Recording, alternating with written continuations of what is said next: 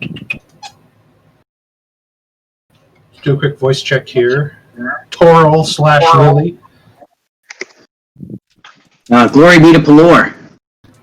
Balthazar. Oh, yes, Fireball. The hell was that? Oriana. I'm here. Gallus. Warg's on the warpath. Talandris. My blades are ready. Jareth Val. Balthazar, you're washing these socks. Merrick. Sorry. I'm here. I'll have to tell you the inside joke later, Ken. You were late. Okay. I was curious. Okay, so last time you guys crawled out of the sort of burial ground. After speaking with Moonweaver, deciding that you were going to help her, you thought it would be prudent to kind of see what exactly lay in the sunken stair. But once you guys got there, it was determined that you really didn't know how long the staircase was leading down. And in Talandris' sort of emaciated state, that he wouldn't be very much help in combat, even with his armor on. So you guys set back out towards the lumber camp, running into the retrieval crew on the way, sort of telling them what you found, them giving their thanks, going your separate ways, back down towards the East lumber camp, where you met with the lumberyard boss, and there you found Galisay sort of asleep and fevered on the bed, Jareth kind of giving her some aid, and also providing the funds that he earned from the lumberyard boss and sort of donating it to her while she was still passed out asleep, just due to her basic exhaustion. Making your way back to Eastrook after gathering your wagon, horses, you guys decided to split up and sort of take care of a bunch of different tasks at once. Oriana and Balthazar first going to visit Gilgallion and speaking to him about any sort of aid he might be able to provide when it comes to underwater breathing. He said that he has the ability to cast that spell and that he would very much like to join your expedition back, should you wish it. Or you can give him about a week's worth of time to scribe a spell scroll. Deciding to speak to the group to come to a conclusion, you guys left Gilgallion and joined up with everybody else, while Jareth, I believe it was Jareth, Merrick, Talandris, and Toril went to visit the sheriff. You guys dropped off the bag of knoll ears, collected your bounty for said ears, and also a letter that was left for you from Commander Unger, pretty much saying, hey, it's been over 5 days. Where the hell are you guys? I need you back at the keep. Upon leaving, you guys met up with Lily, who got finished sending a letter off to her sister, and the group was then approached by an elderly man on the verge of tears, asking them if they can help him get his stuff back. And deciding, like, well, we're not quite sure about the validity of your story, we're going to meet with our friends. And it was this time that I believe Jareth, Talandris, and Oriana all went up towards the chapel of Our Lady of Gold to see the High Priestess, who was in. The High Priestess was able to remove the curse from Talandris and then beseeched the company of Oriana, whom she seemed very worried about. Taking Oriana to the back, it was revealed to Oriana that the High Priestess herself seems to be a follower of the Shadow and shares a lot of traits and hopes that together they can bring upon a new age of chaos to the world, one that was denied by the High Elves long ago by the forming of the Vortex. Oriana sort of sharing the information she learned about the Crystal Tomb and where everything was within the waterfalls of the Whispering Caves. They left. And Talandris and Jareth, not any the wiser of the conversation that took place, just taking note that Oriana seemed to feel much better about herself, while the High Priestess was still all smiles and sweetness, bidding you all farewell. You guys decided to help the elderly man, or at least hear out his story. Making your way to the Knave and Tankard, he brought you down into the gambling hall called the Masked Hand, where you met Nicasia Aldana. That was the pit boss and owner of the actual Knave and Tankard and the gambling hall beneath. Not taking on the mission of breaking into Tet Finicus's home to steal his money in recompense for his wrongdoing to some of the lumber workers. You guys decided just paying off the debt Iago owed to sort of free him from the clutches of this woman, and kind of getting his life back together would be a lot more expedient. And Jareth and Callus and everybody came to the conclusion that perhaps Iago would be a good companion to have back at base, especially with his alchemical expertise. Excuse me. Spending the night and treating yourselves to a very comfortable, delicious stay and dinner at the Ruby Dragon, you guys set off into the morning for the 3-day journey back to Drakwold to meet up with everybody, touch base, see what's been going on. It was in that journey when you arrived that you found a dirigible of a dwarven thunder barge sort of tethered to the keep proper. As you entered, you saw everything was very different. There was a sort of makeshift village full of refugees, mostly half-orc women, that's been set up on the outside of the town. The water seemingly cleared itself in the pond, the walls and fortifications being rebuilt and repaired, much to Callus's delight.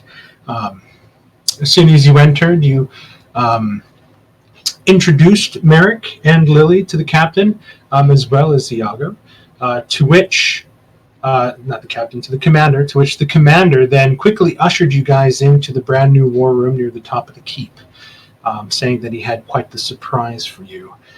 And that is where we're going to pick up. I'm just going to move you guys to the Fort Drakwold map.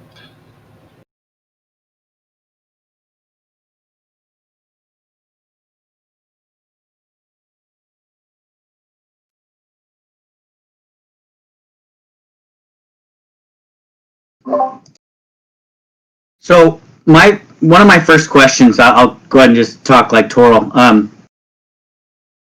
When we first cleansed this place of evil, there was a bit of the curse that remained in the central tower. Has that posed any problem since we've left? You hear from the captain, who's like, it hasn't posed anything. We've monitored the scar that you showed us.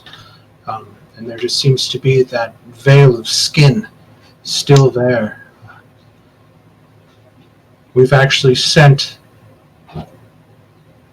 a couple people towards the Wolf Hall to see if they can use their archives and find any sort of research they can about this. Well, I'm glad that nothing treacherous has befallen you while you were here guarding it, and I thank you for your tenacity.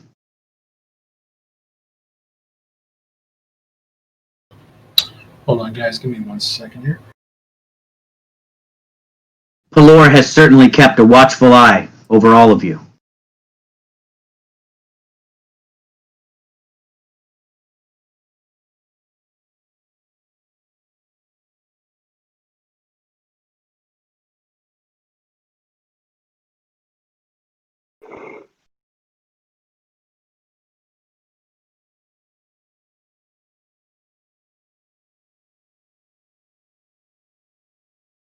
Not quite all of a sudden. Everything okay? Yeah, I think Mark's just adjusting something. Yeah, I started getting a robot from the Discord. In the last game I was playing, my Discord was cutting in and out, so you guys have to let me know if you can't hear. I don't know I was why. surprised how much better the Roll20 was last time. I get glitches with Discord at least 5 or 6 times a night where I lose like 5 words from somebody talking. But keep in mind, on that roll 20, it was just a handful of people. And if Yeah. it's this size, it really drags it down. That makes sense. I try to stay on mute on Discord unless I'm talking, just to help with background noise. I stay on mute so you don't hear Destiny in the background.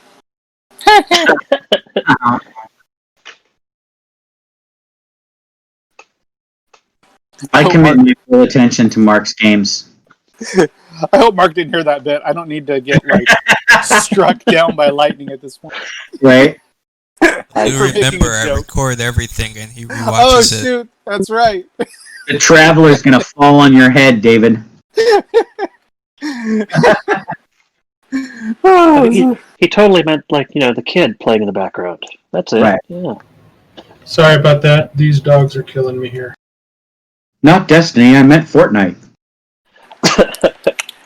We slayed 36 giant rats for 900 experience while you were away, Mark. It was No, awesome. it's fine. I kind of heard what you were talking about with Destiny. Days. That was Okay. each with the rats too. Yep. So now you guys find yourselves inside the war room, sort of standing in front of a kind of emissary or coterie of dwarves that have kind of showed up in a party. A very sort of beautiful dwarven Rin, female with long reddish hair, kind of braided, surrounded by a retinue of fully plated warriors, to which Callus recognizes wearing full-plated Gromril armor, some of the rarest stuff that the dwarves own.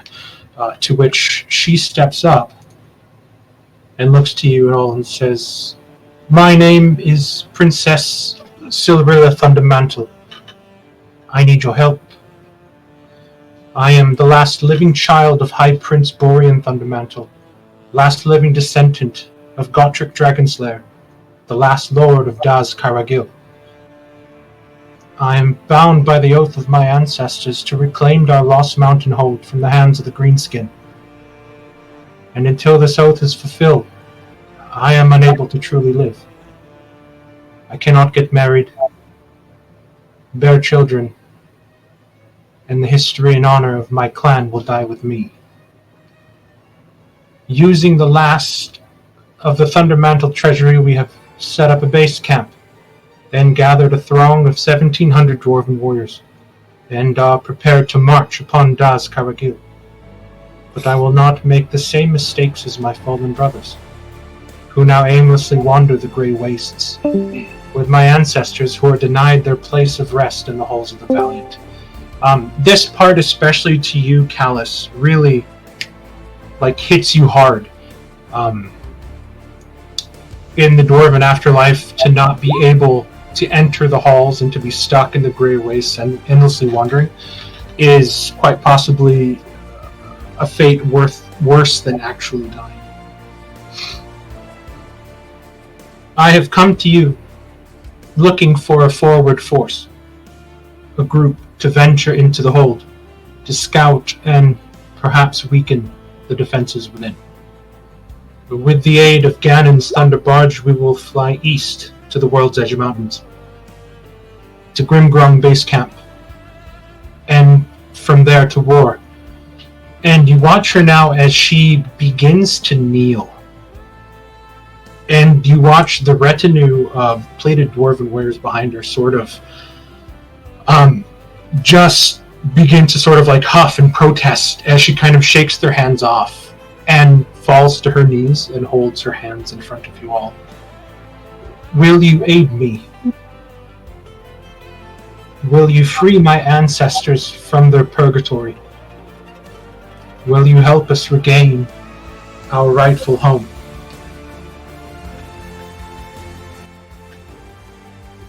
Alice will get on one knee and he goes, You have my axe.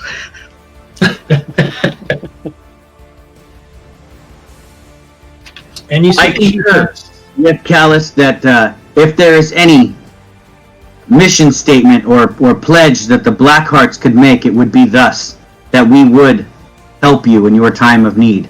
For that is what this company represents. Help for those that need it. So, Callus, you know that Daz Caragil and Kazali, or Dwarven, the same for any of you that speak Dwarven, knows that stands for Mount Silverhold. Okay. And as Callus helps the princess to stand, I will also pledge in Dwarven. here's a picture of Princess Silver Thunderbit.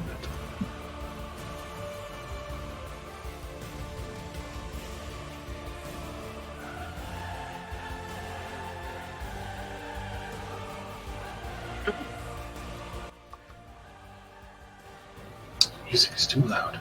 Another great picture, Mark. That's cool.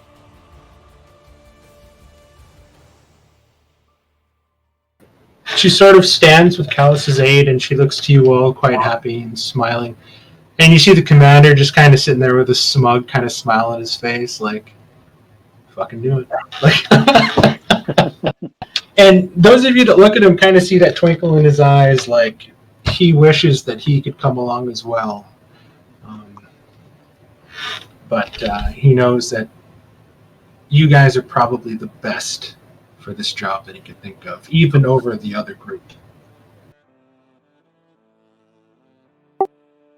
I would be happy to pledge my blades to aid you. I do have a question. How quickly do you plan to set off? As quickly as we can, long ears. And you see a sort of gruff, white-bearded dwarf, sort of very stout. His helm, the front of it almost looking like kind of like a square totem of a dragon head with these long wings extending with feathers coming out. It's almost an absurdly tall helm.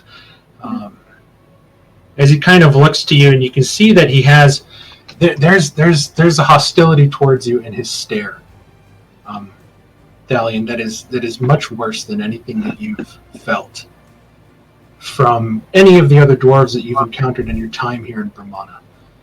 Even Callus's kind of uncomfortability with you sometimes is considered cool in the face of this. And as you begin to kind of take in the mood and kind of look to him and look to the other dwarves, you see that there's little red hot burning embers in the irises of their eyes as they kind of My power just went out.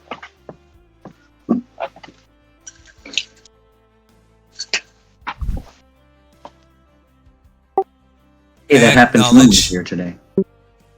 Acknowledge his stare, but I kind of scoff it off as there's no time for that.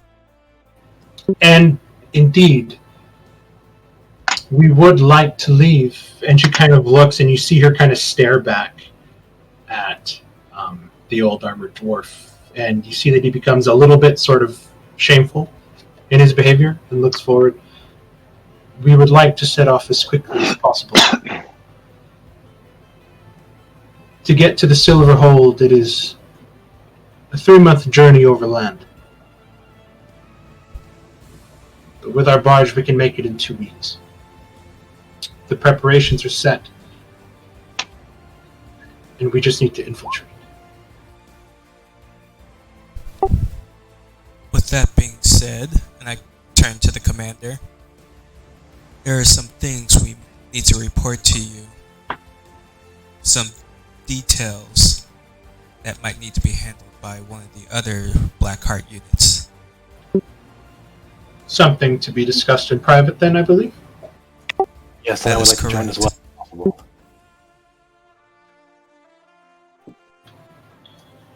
Well, let's finish what we have to speak of here first. Contract has been arranged. The princess and her retinue have agreed to pay the Blackhearts 10,000 gold in contract for this to be fulfilled. And he kind of looks to you guys. And you see, like, he has that kind of take this very seriously kind of look on his face. I appreciate the payment, but just as valuable might be the fact that if we are victorious, would you be able to pledge some of your warriors to the Black Horse or further endeavors, should any wish to join? That would depend on if they're still needed at the keep. And she kind of Indeed, of turns course. back. She kind of turns back. General, the map, and you watch as the general, whom looks like this, and she refers to him as General Kuhn. Whoa. Oh, he's fancy dressed. Sort of walks forward and he lays out this kind of large, leathery map, kind of rolls it out. Are those feathers or part of his beard? I think that's some kind of headdress. Yeah, it's the wings. Think of the wings from Thor's helmet? of the palace guard of Gundor kind of thing. That's kind of what he's rocking. Gotcha. So this is the Yes, map how long he's have they laying got down on the battery? table?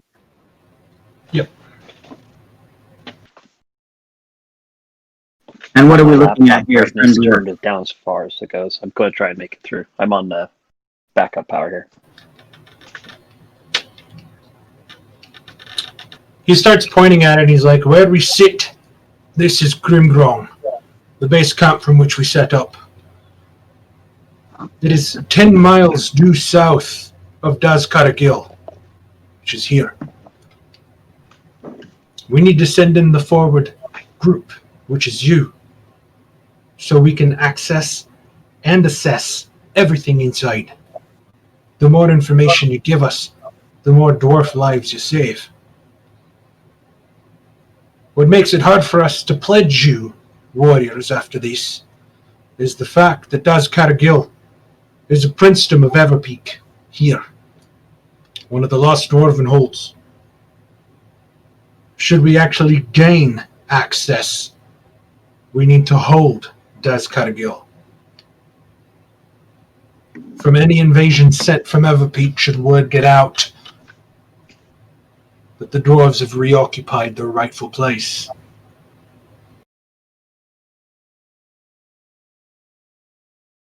I'm sure trade between our two companies would suffice if warriors cannot be spared. Even just a hand in friendship. And I linger on that word as I say it.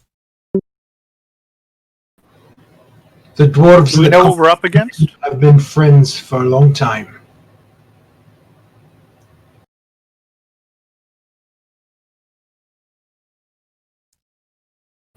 What was that, David? Do we know what we're up against? Do we know what we could be encountering? Who has claimed Dazkaragil? Scouts that we've sent that have survived and come back notified us of Orcish occupation, at least in the upper holds. You can see here, and he points to this sort of cave-like hole in the side of the mountain. This is the Elgrenecrund. This was a cave dug in by the Orcish invaders at the time that the keep was lost. They buried into the guts of the mountain and then they climbed up, putting the dwarves against the anvil. It was from there that they took everything. We believe that the Elgrenecrund is still accessible to this day. It leads you into a vast underground cave network we call the Brindoir. You could march here to the Grim Gate, one of the main openings, and to the upper hold. Should you breach there, I believe that is where the bulk of the Orcish forces sit. Don't forget about the chimney, General. Yes, Princess. You see here a natural chimney to which smoke rises. Cargill is not an active geologic site, so the smoke here is artificial from inside. Scouts say it smells of wood smoke and meat. The positioning of this in confluence with the Grimgate means that this could be a secondary entrance point into the main hold. And we've still yet to explore the depths of Bryn Corinne and the Darkmere.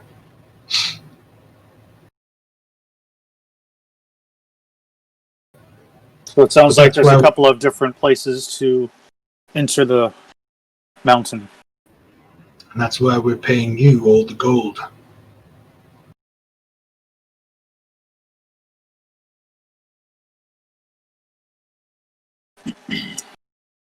I'm sorry, guys. My connection, my sister's going out wireless probably sucks a little bit. I lost some of the details we were going over because I got disconnected from Discord. So bear with me if I don't questions later. I can think of no task better suited for the Blackhearts. And this company, especially. As you can see, and he kind of points to the dwarf warriors around him, we're not built for stealth. That's okay. We're not built for stealth either, but we can get it done. Well, some of us are, and I kind of wink at Merrick. Oh, Merrick, didn't see you there. I Right. sort of wouldn't need it. Didn't see you there is exactly the point. Now be advised that some of the scouts we have sent in have not returned. Their fates to us are unknown. But there are some things personally that I would ask you to do.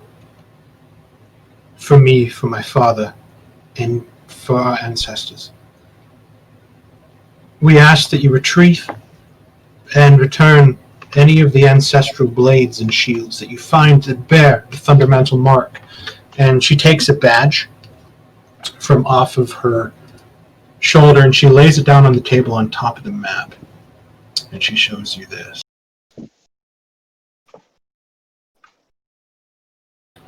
This is the Smith mark of Clan Thundermantle.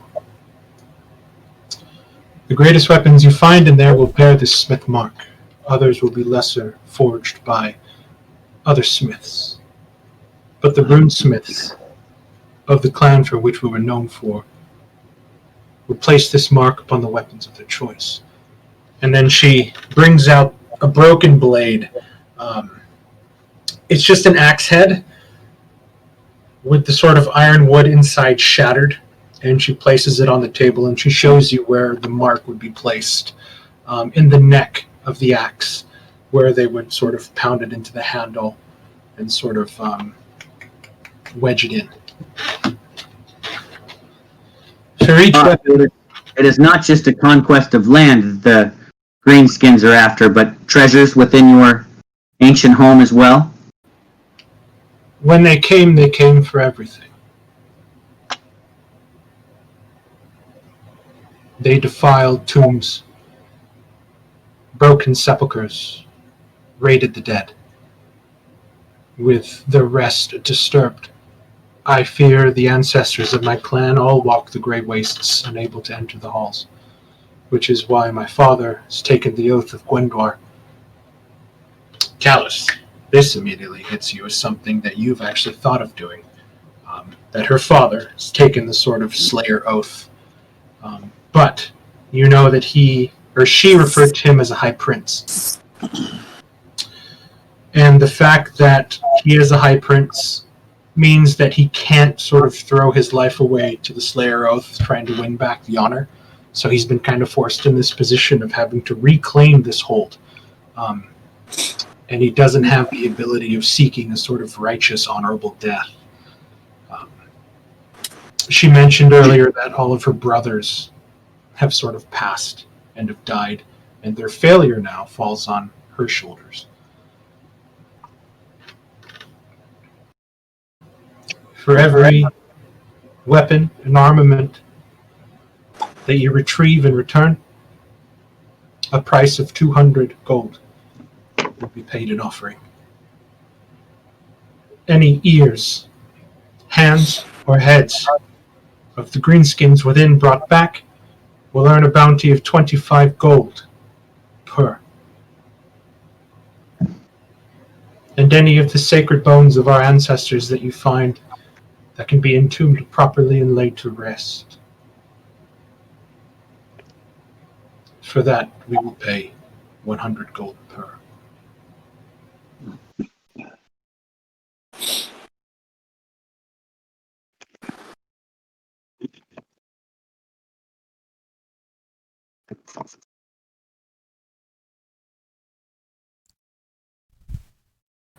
What I ask of you is not easy,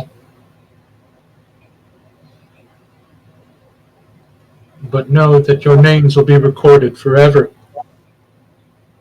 in the High Book of Kings, should you succeed in this task.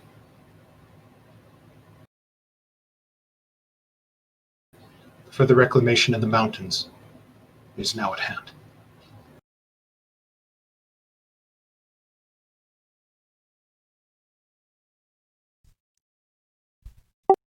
Well then, it seems like we should start getting everything we're gonna need for this trip.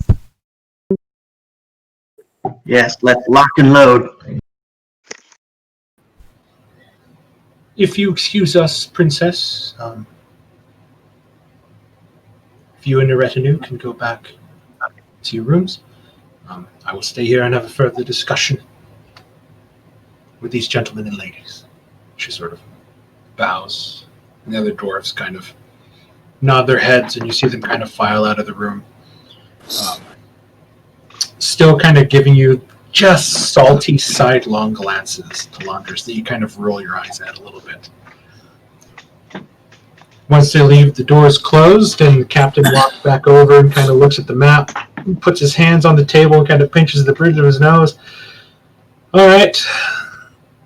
So, what other shit have you guys stumbled into now? May I speak first, friends?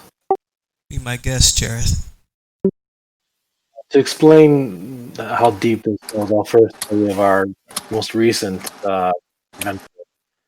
We were asked to purge a Cave of Knolls. I've been reading the number. We completed the mission, but decided to explore deeper and found an ancient Elvish. I would say it probably was once a mountain temple, but since been eroded away. And there we spoke with an ancient being called Moonweaver.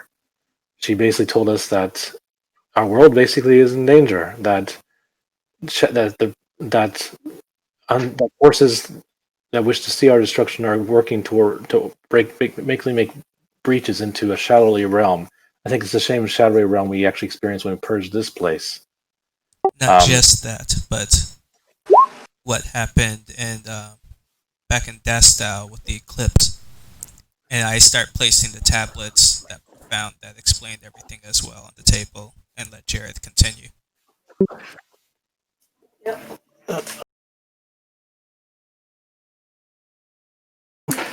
And I just want to sorry, my kids came in. Got distracted for a second. We were warned that time is short. We don't know actually what the timetable is, but she basically warned that she can only hold back the release of these three beings that she's holding imprisoned in there for only so long. And if they're released, then everything that chaos that they've suppressed and consumed would be released upon us. I'm more than willing to go on to this mission, but after this mission is complete, I think we need to focus on what she said. She basically said that we need to find the people in this area that are weakening the veil. I think the sisters in Dastow were part of this, but there's probably more. She said they're still around. I don't know how much you believe in faith. I do serve a goddess, and she has given me visions. And you are familiar with this area, so perhaps more familiar than me, so perhaps you'll understand more that I'm not quite seeing. She has shown me a white throne, but upon it sits dark shadows. She commanded me to come back to my homeland and to help purge it from this shadow, and I've come here. I don't know what past I have. All I know is that I seem to be connected to the Dillinger family. Their crypt let me through and it let no one else through. The race that was once, I guess, my ancestor bade me to defend the city. I can only assume that this white throne is with this land, and I'm not sure if what it is, but whoever sits upon it is not our friend. And I think that that our company, the Blackheart, should look into this more while we're away, and any other strange doings that may be happening.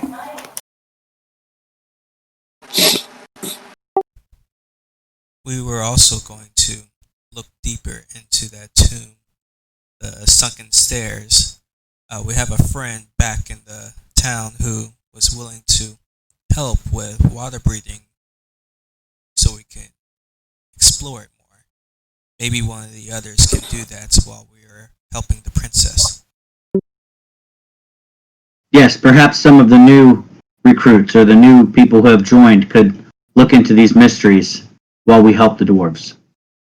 With the considerable power of the artifact at the bottom of that water, is that something we want to trust to anyone else? Within the company, I'd rather trust than anywhere else. Certainly. I think we've explained the graveness of the situation to our captain friend here, and that he would choose responsibly those who should attend to the matter. I will say this. This is the last time I ever send you all on a vacation. You've got to be fucking kidding me. Vacation? Is that what you call that? You guys were supposed to go drink in some taverns and sleep for 5 days. Now you're telling me the world's gonna fucking end. We did both. Yes, we're very efficient, but evil does not sleep. Guess we didn't really take that break. Well, no, we You enjoyed really the didn't. festival.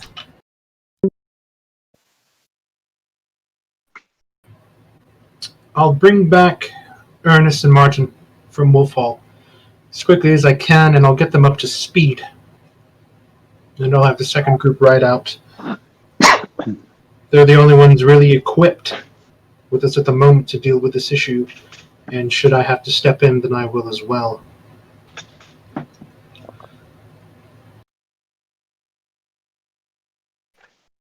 We'll take extreme caution, for the defenses that we faced were dark and powerful.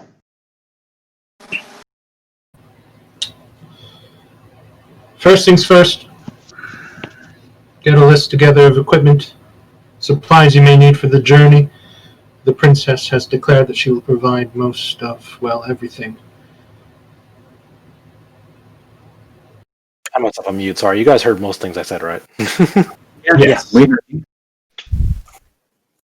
I was adding that when we return, I would like to see Tyro, but I was muted.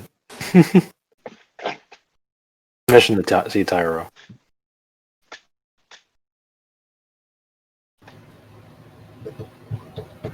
Well, the princess's plea was dire and urgent.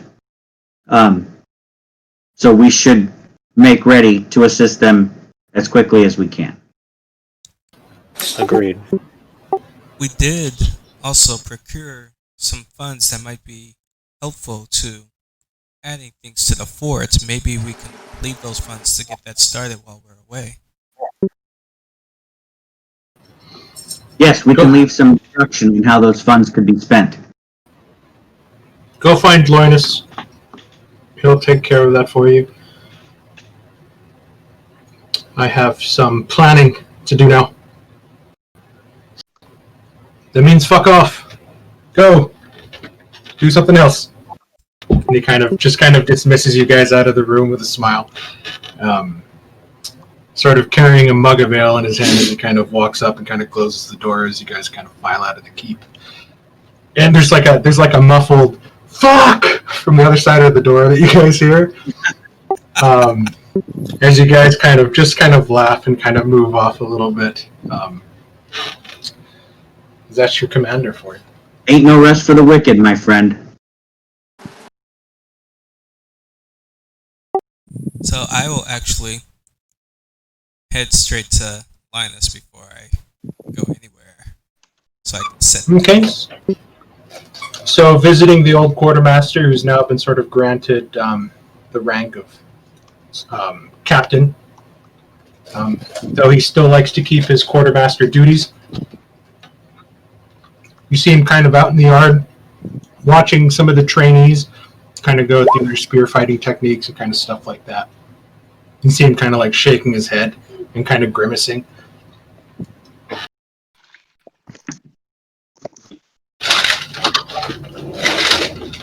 He sees you walk up. Hi, Talandris. Look at these fuckers. Terrible, aren't they? I'm sure they'll get better. Yeah, if you're drunk enough when you watch them, they'll get better. What can I do for you? How was your vacation? Notice it went a little over. You can call it a vacation. We kind of ended up working, but hey, the town definitely knows the Blackheart name. They trust us. You're breaking up a little, Doug.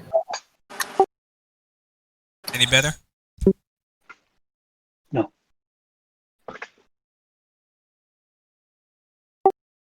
How about now? I can hear you now. That's good. That was weird. And no one followed me to Linus, did they? You're still No, breaking up. I was going to do something else, so I was just waiting for other people to say what they were doing. I was going to follow you if we were going to discuss one of the buildings. Yeah, I assumed the whole group would follow if you were going to discuss what you guys wanted to build. That's what I thought. Yeah, I'm headed along. Otherwise, Thalash is like, I want an armory. I want this and this and this. Can you do that? Nobody else is here. Can you do that? Well, so Mark, just to be clear, you said there was a broken down chapel just on the outside walls of the keep, correct? There used to be a building that was assumed to be a broken down chapel, and I'll move you guys back. It wasn't one of the buildings that you guys initially went to when you first went in.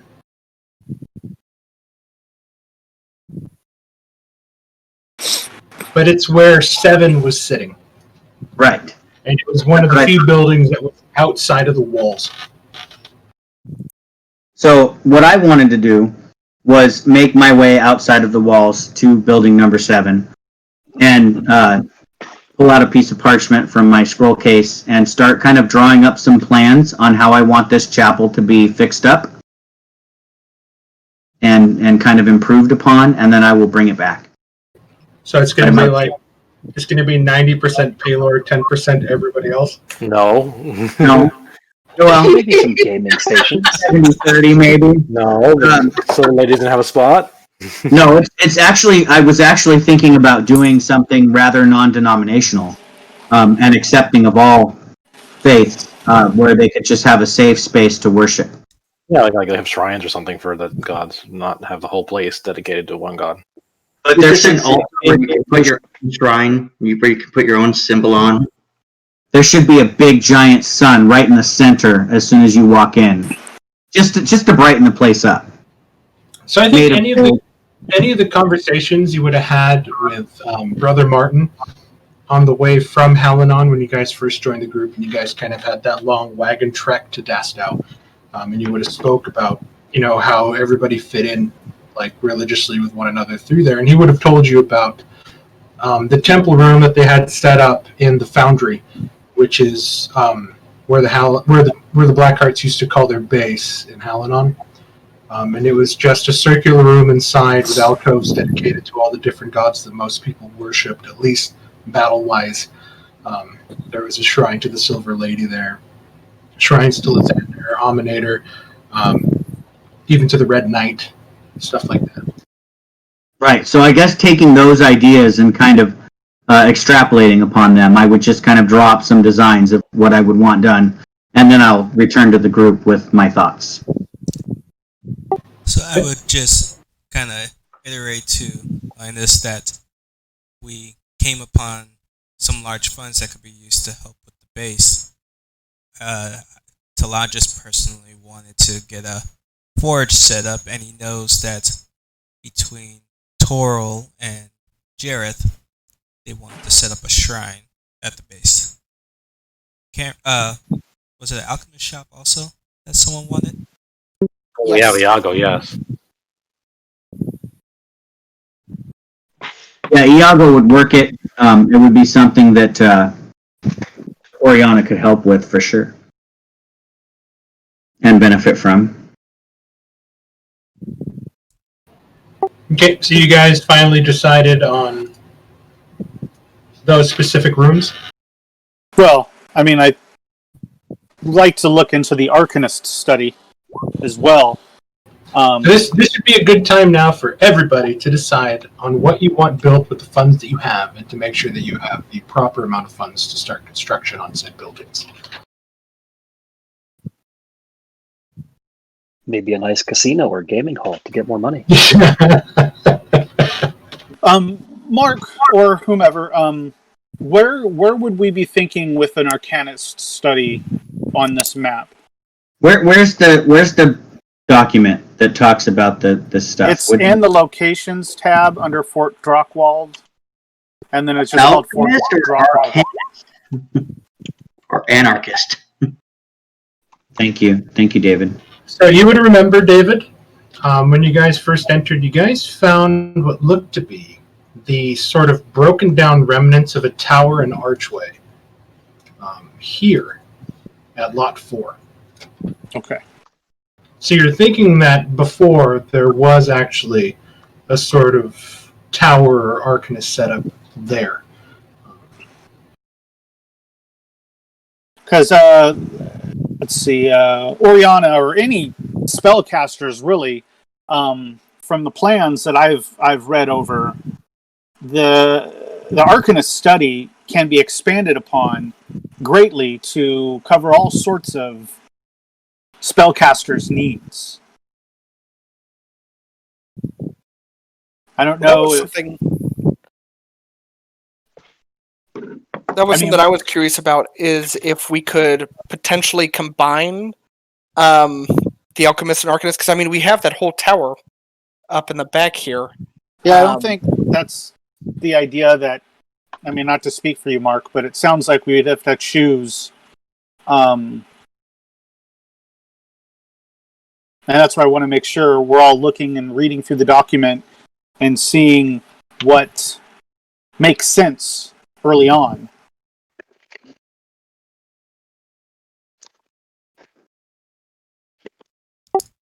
The forge would allow me definitely to speed up the process of creating things for the group. But the other items I know are everyone else's specialty.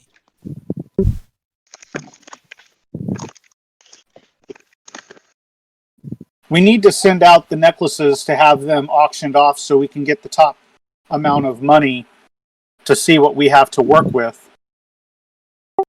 So basically, we would have to set up someone to do that for us, and then have an order of importance.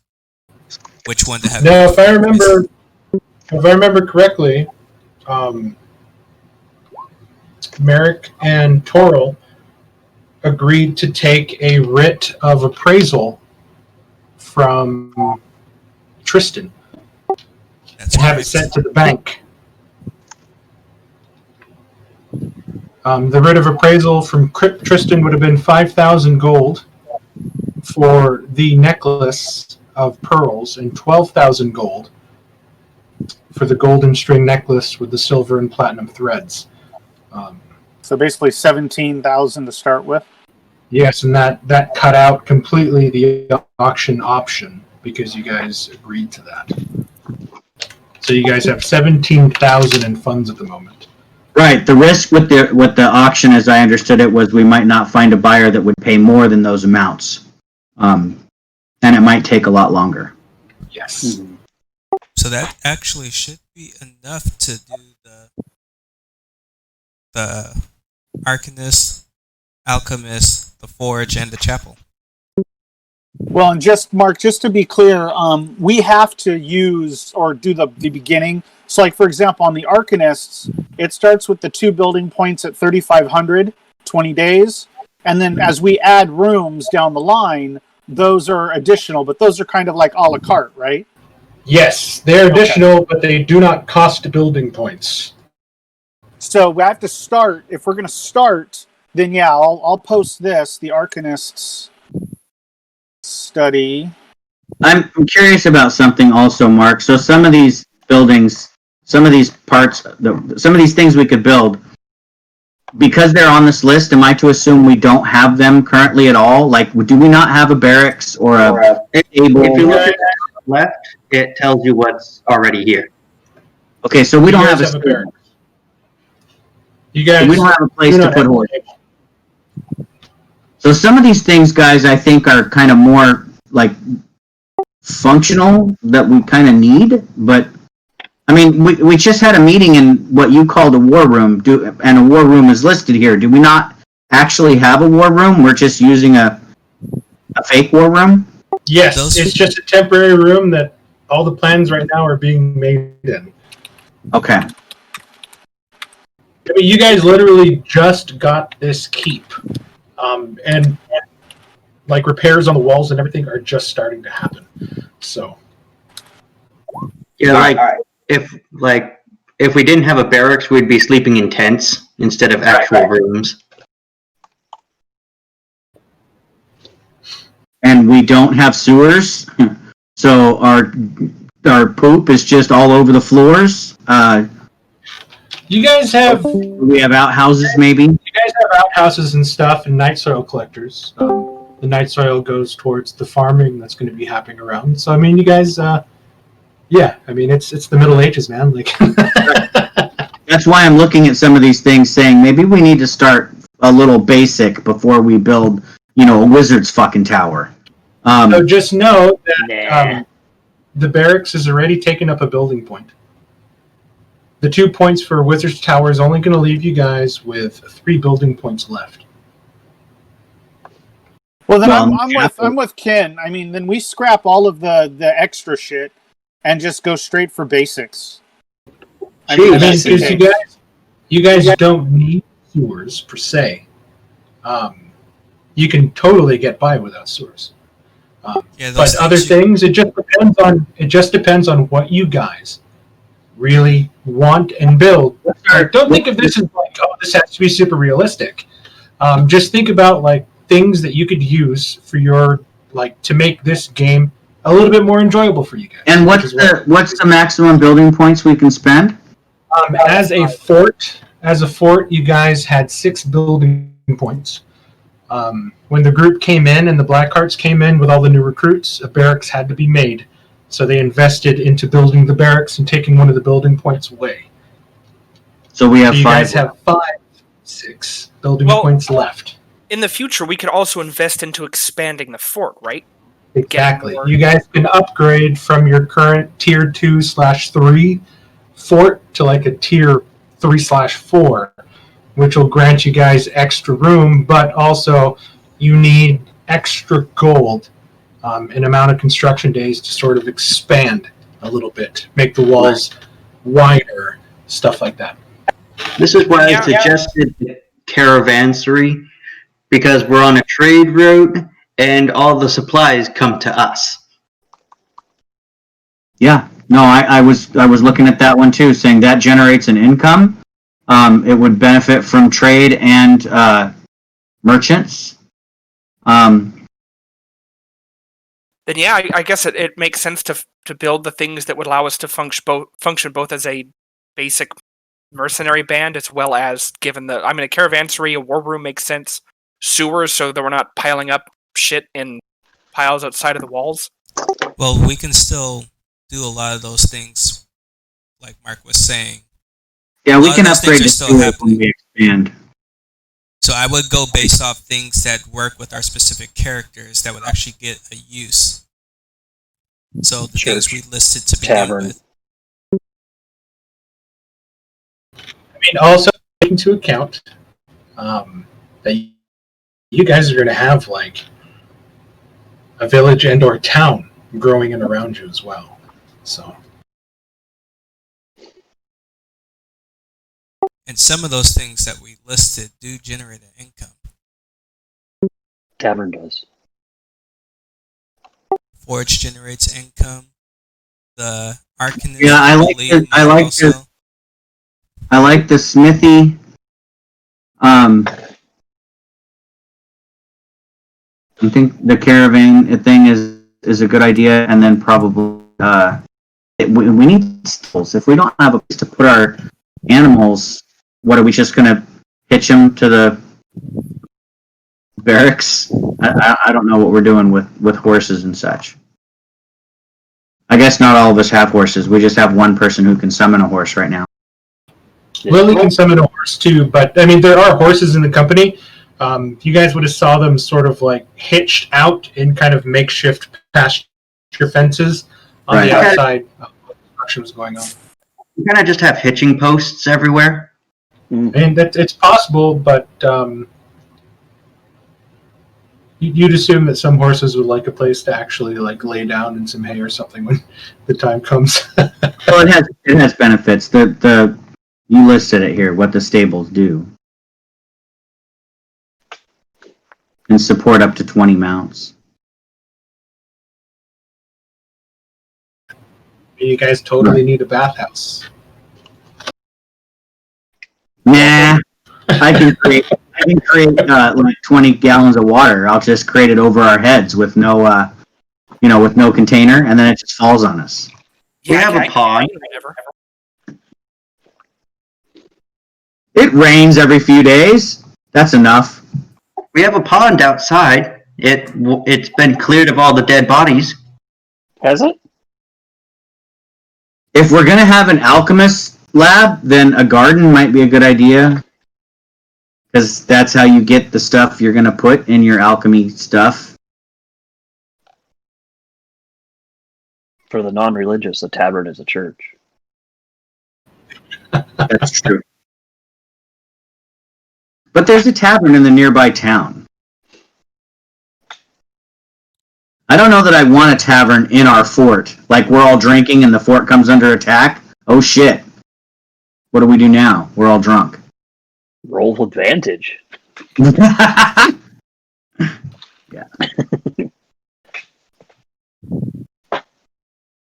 Anyway, speaking as Coral, I just have my vote in for the chapel, which doesn't take up. I mean, it's even on the outside of the wall, so it generates a small income in tithes. Yeah, for that too. And it has that. It can create holy water and holy oils, which are used for a lot of my spell components. We wouldn't have to pay for those. And then the Hallow spell, I'm not really sure what that does, but it's permanent in there. It like prevents demons, celestials, apparitions from entering, I think. Oh, nice. Affected creatures can't be frightened in there. Yeah, all kinds of cool stuff. Yeah, so there's those benefits. Mark, I'm reading the chapel thing now. You're saying we'd have to spend different amounts of money for each deity. It's saying. No, it's just to build the actual chapel building. It just costs a building point, 2,500 gold, and 15 days of labor. That's it. And then you guys can decorate it however you desire. I do like the idea of a permanent source of holy water.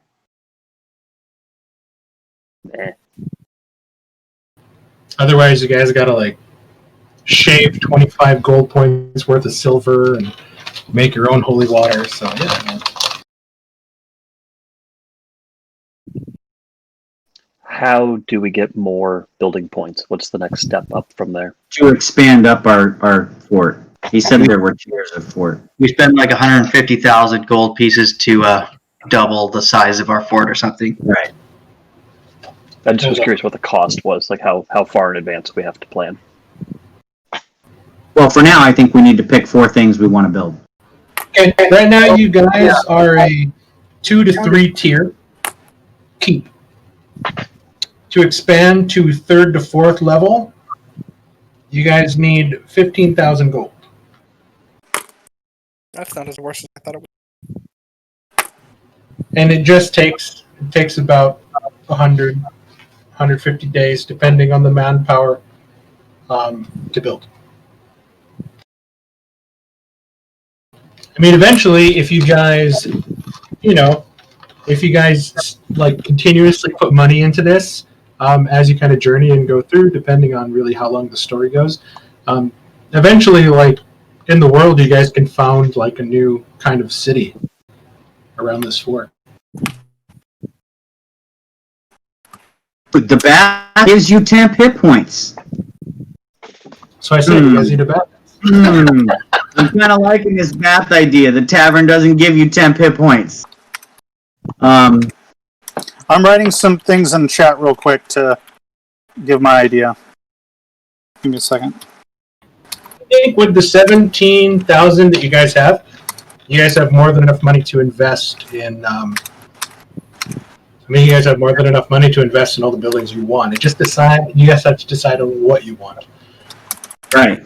At 17,000 divided by the 4 building points is 4,250 each. So we have, unless something costs more than 4,250, we can buy four things. Just from what you guys have been talking about, I dropped 4 things in the chat.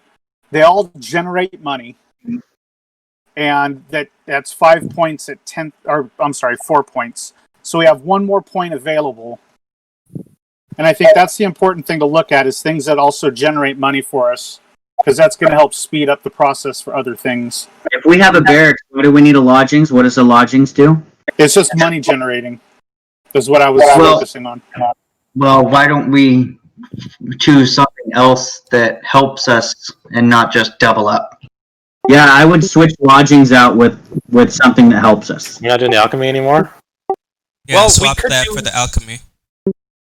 Yeah, agreed. I mean, you guys did invite a master alchemist to work Yeah, on. we kind of need an alchemy for Master Alchemist. I say lodging switches for alchemy, and that helps everybody. The smithy gives Doug what he's asking for. The caravanserai makes us money. Yeah, let's do that. So alchemy Maybe is the alchemist can run a 1 boutique. point and 3,500. So that'll be Cool. 11,000 total. So we basically have 1 more point. And how much money do we have total to spend right now? 17,000. It's the building. Yeah, we have another get 5,000. We have 5,001 points. It's the building points that are holding us up, really. Well, we still have 1 more building point we can spend. we Yeah, have more that's why I money than said we building need to points. scroll through this list. I mean, I hope everyone has it open I and do. is I'm looking actively at it. scrolling through it. I mean, the stable is a good idea. It just doesn't generate money. And we have like 1 horse. Well, I noticed that the alchemy on there doesn't generate money either, which I was. Yeah, but we're balancing that with it provides us a benefit. No, I know. I was actually a little confused by that because if we have a master alchemist generating potions that could be used here, I figure if we have a caravanserai, we could probably sell those too, right? And Great generate idea. money from it. But So he's for only a boutique. he's bound. He'll be bound by what he can kind of make himself without the actual lab. So he just kind of has the basic supplies like you do. No, I know. I'm saying if we get the lab and he's producing more potions, is there not a way that he can then make, especially if we combine, the fact that we have the caravanserai for basic trading currently?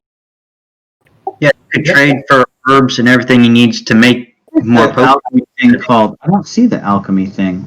It's like the top thing. There's a mill that generates money, but it doesn't really help us per se. Well, I didn't scroll all the way up. What There's did I? also the war Could- room. The war room could be useful. Cut Could our traffic friend run down. a boutique as a tinkerer shop? The theater. Anybody? A theater? So I like the idea of the baths because that helps us heal and gives us temp hit. We come home, we take a bath, we're feeling really good. We go out and adventure. But Only if it's like the baths from the Wanted movie. yes, it's got the wax baths. Perfect. Well, It does I know- heal you. faster. We mentioned that we also have the gardens for producing alchemical supplies too. Yeah, I said that, and I was reading that again, and if we do have the alchemy thing, we might want the gardens just to have the ingredients we need.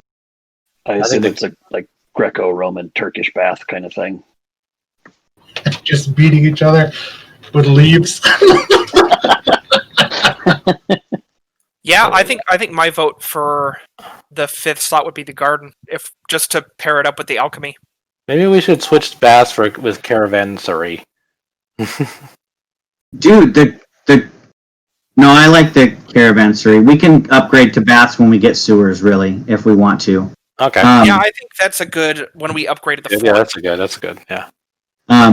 But no, I think I'm reading through garden. We can get enough ingredients to make lots of potions out of this frickin' garden. I got 28 hit points. I like the bath. Yeah, but we can make 10 potions of healing every 30 days with a garden. That's cool. And 1 rare potion every 30 days. 4 uncommon. Well, Jesus. let's. I got it all written there. We're just taking out obviously lodging. So, caravansary, chapel, smithy, alchemy, garden. I'm being optimistic and saying we don't need a graveyard right now because nobody's gonna. We have dirt. You know, David. Instead of a Arcanus tower, a library might be a good idea. No. But I'm probably going to hold off. Mine's going to be the biggest. I'm just not even going to worry about it. Well, Yeah, how many building slots do we have an idea of how many building slots we get with an expansion as well? Just to prepare for the future? The next expansion would grant you 3 more building spots. Okay. Ooh. I was hoping for 5.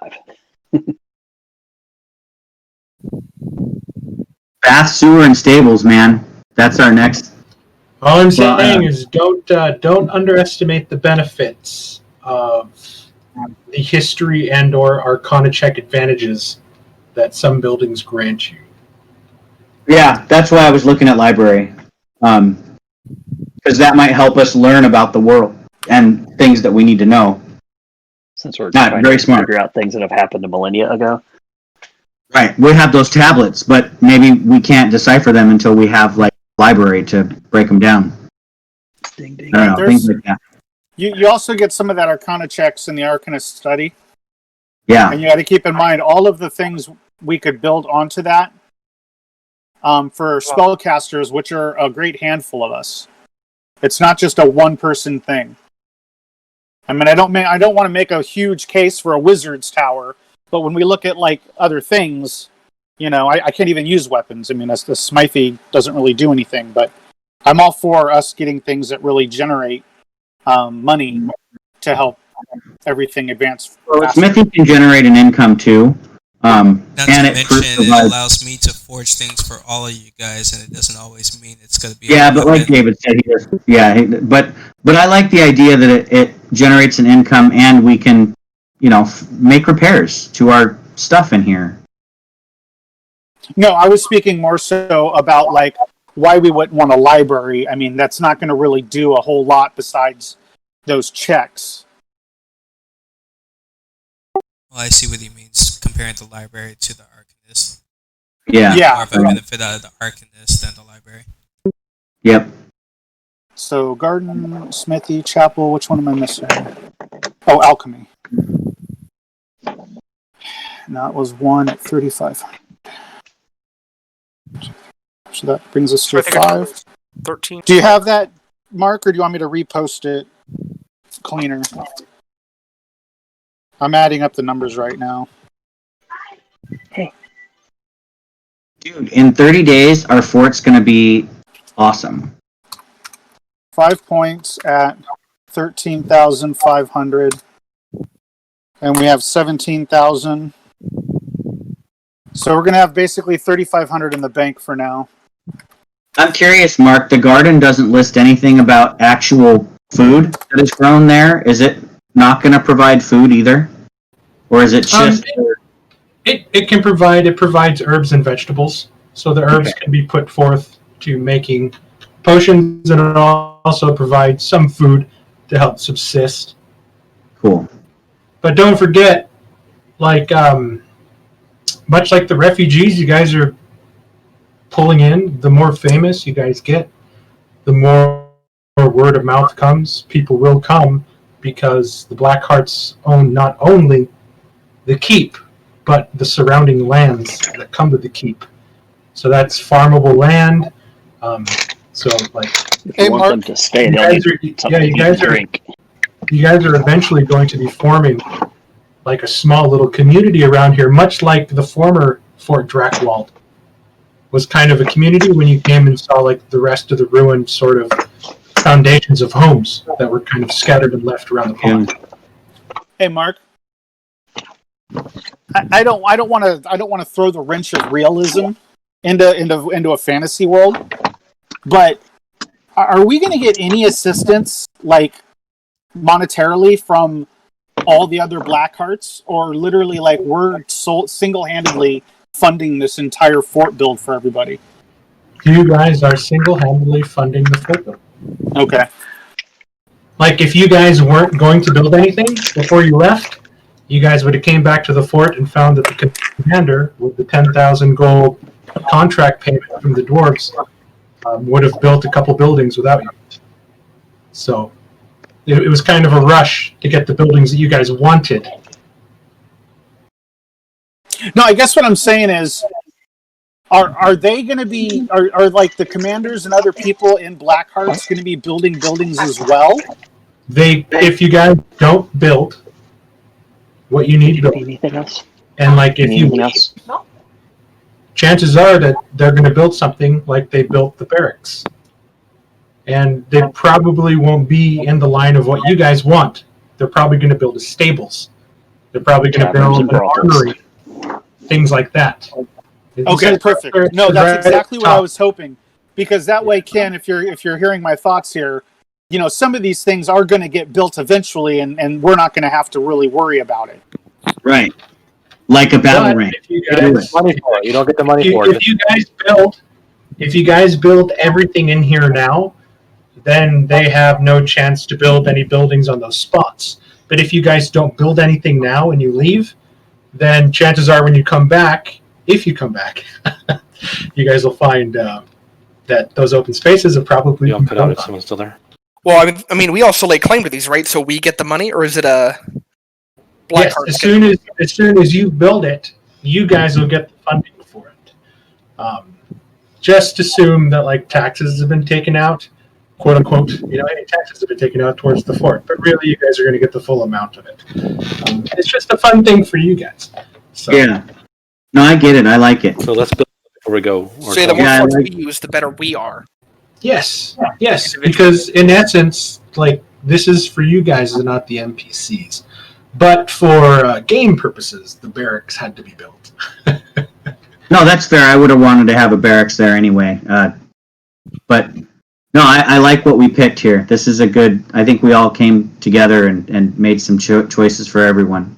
Unless somebody feels like they didn't get a say. Does anybody feel that way? Just merit. Well, again, I'm just Merrick's like, well, what do I get out of this? I'm just fearful of how it all unfolds. I know it's not really what we can kind of anticipate right now, but I mean, we've all played, you know, video games where we've like done something or built something, and then like 3 months later, we're like, well, this thing's not doing anything for us. Well, I'll tell you what, Merrick. Since we didn't get a brothel either, if you're ever feeling like you need a drink, we can head into town together, and these guys can hang out in the fort. I think we should do this Fine like print. every, The tavern could be a brothel. I think we should do this like every castle building thing and just immediately go full military and build a siege workshop. I don't know. That means we're kind of we're provoking war. I don't want to do that. You guys can sell that stuff. You guys I can know. sell that stuff on the black market and just make some bank.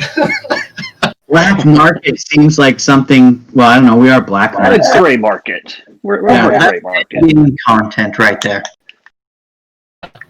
Okay, so you guys are going with an alchemist lab. That's obviously going to go inside the fort. You guys are building the garden. Yep. All right, the garden's going to go in lot 4.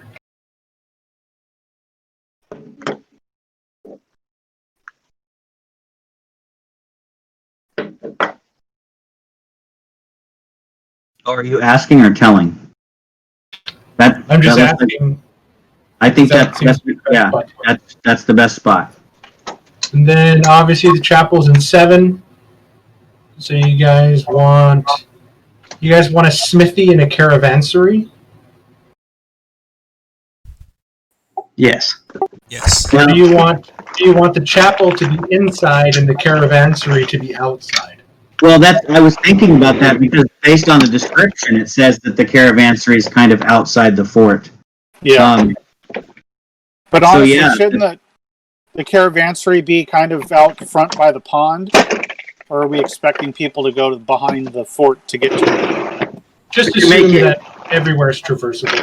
Okay. we can make And there's this also that our- walkway that goes, looks like out to that area. We could make this area our tent town. Yeah. So let's put the chapel in 5. It should be the first building as you come in the fort, I think. The chapel should be there. And Or we then could put that chapel next to the well.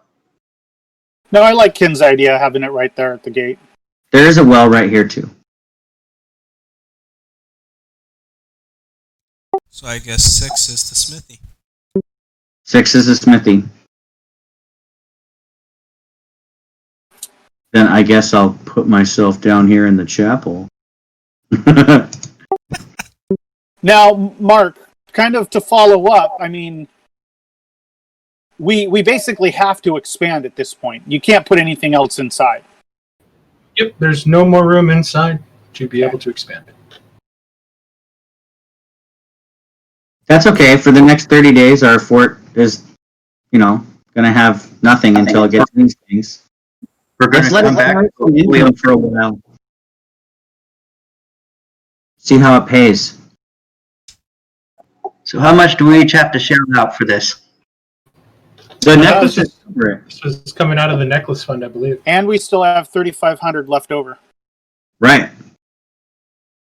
Which I figure that can go in a bank for our expansion, right? Yeah, That's what I'm thinking. let's put that towards the expansion. Maybe we will eventually get that tavern that Merrick wants. The next time I pocket priceless relics Or in in the the back. tavern. He's going to hold it over our heads. This is going to the tavern, guys. All right, Shane, I agree with your idea, but I want you to name the tavern. Call it That's your Puzzles. homework. That's your homework. You get to come up with an awesome tavern name. No, not Merrick's Tavern. It's going to have a cool name. Well, we could also talk to the commander about setting aside some of that 10,000 gold from the dwarves to expanding the fort. No, exactly. That's why I'm saying we need to go on this mission. They're going to pay us and if we collect all the things that they said to bring back, weapons, like ears, whatever the hell else they wanted, they're going to pay us, for all those things. We could They come said back each. with I'd take 15,000 more gold. hands, ears, and head from everything I kill. I might have missed, Mark, earlier. What was the amount that we have to save up to expand the fort? 15,000. Okay. Yeah, I think we're going to come back with about that much. We've All got these dwarves. 3,500 in the bank. Well, it's conceivable that he'll use 10,000 towards that too, if we already build all this stuff up. Right, Mark? Yeah, he wasn't going to use the whole 10,000 because the NPC money that generates also has to pay for all the recruits, food for, everybody inside. Not to mention money towards the restoration and rebuild, which has already been kind of spent and invested. So, yeah. Get going. All right, I guess I'll just have to wait for a little while for that Wizard's Tower. And I mean, in game, like, when you guys finally find a break, you guys can say, like, hey, we want to skip ahead, and just take some downtime. and like we want to skip ahead 6 months, and we can skip ahead 6 months in the calendar, and then kind of pick up from there. And then the world's in chaos and we die. I mean, there are other parties in the world that are doing stuff. What about the timeline we're on? Now, just kind of for everybody else, I know that these things have certain benefits. Is it up to each of us to know all these benefits, or are we leaning on each of everyone else to be kind of experts in their own building? I would I say assume- experts in the building, but Yeah, I would assume that Talandris is probably going to be the blacksmithing expert in the group since he's proficient with it. I assume that you guys are going to be leaning heavily on the information you get from Iago as well as Oriana. I know that Callus will probably be spending some time in the Alchemist Lab, kind of studying certain things. Any religious advice will be probably leaning on Jareth and Toro, stuff like that. So. Yeah, Jareth is more the militant arm of his religion. I'm the cleric, which literally translates to the one who takes care of business day to day, clerical duties, as it You're a were. war cleric, so you're kind of the militant arm too. So. Semantics, Mark. You say potato, I say potato. If I'm wrong, there actually are no priests in Silver Lady. We basically are her priests and her warriors, and then there's the female worshippers as well. Sure. Set me up with a cleric of the Silver Lady. She's currently right now in the Barrowlands. Actually, I want to hang out wherever that ranger.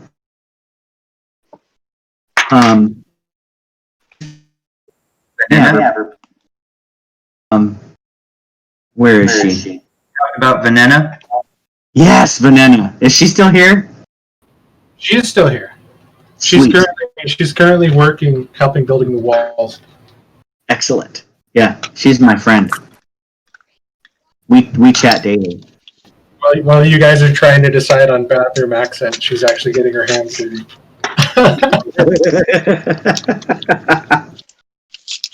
Floating candles. Don't worry, All Jared. right. If you go visit Talandris in the smithy, Lily and I will have a private meeting in the chapel and figure out where we want to. You're gonna consecrate the chapel. Yeah, I'm Together? gonna bless it a little bit. I would like one Lily's honor from you.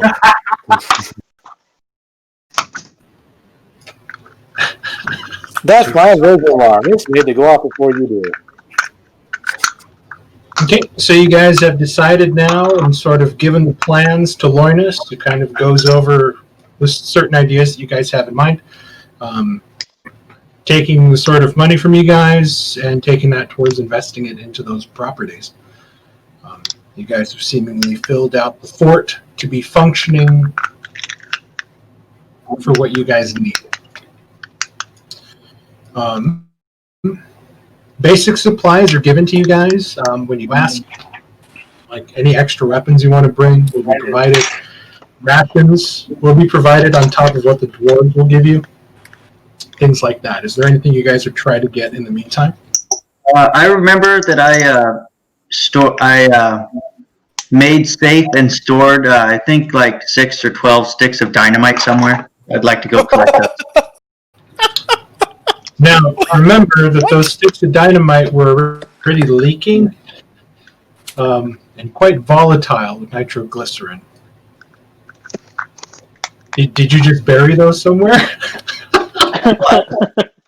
Oh, God. Well, I thought that while everybody was like doing their own thing, I basically like wiped them down and like rewrapped them and like resealed them so they wouldn't leak anymore. It's a brave man. Okay, do me a favor. Just give me a dexterity check. And you're trying to do this very carefully. Can I assist? This would have been done before Merrick joined the party. Okay. Go ahead and just roll a d4.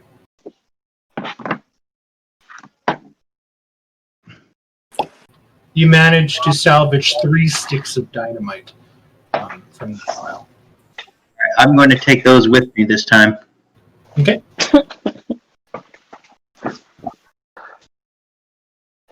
ball's gonna blow up and we're gonna be on it. After a while, you guys find Iago kind of standing out, kind of in the sort of main entrance area as he's kind of watching you guys. And as he sees you notice him, you see he's actually walking towards you guys with what looks to be a crate. I know it is not much, but these are the things that I would like to give you in thanks for the help and everything you have provided. And he hands you a crate of potions. Inside you will find a potion which will help you climb. A potion that allows one to breathe the fire of elements. A potion that grants one strength beyond normal means.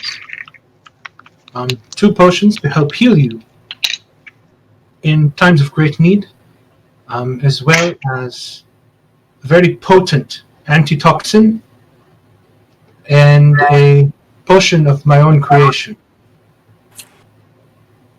I call it the Draught of Lion's Bravery. Yeah. I'm a fan of liquid courage.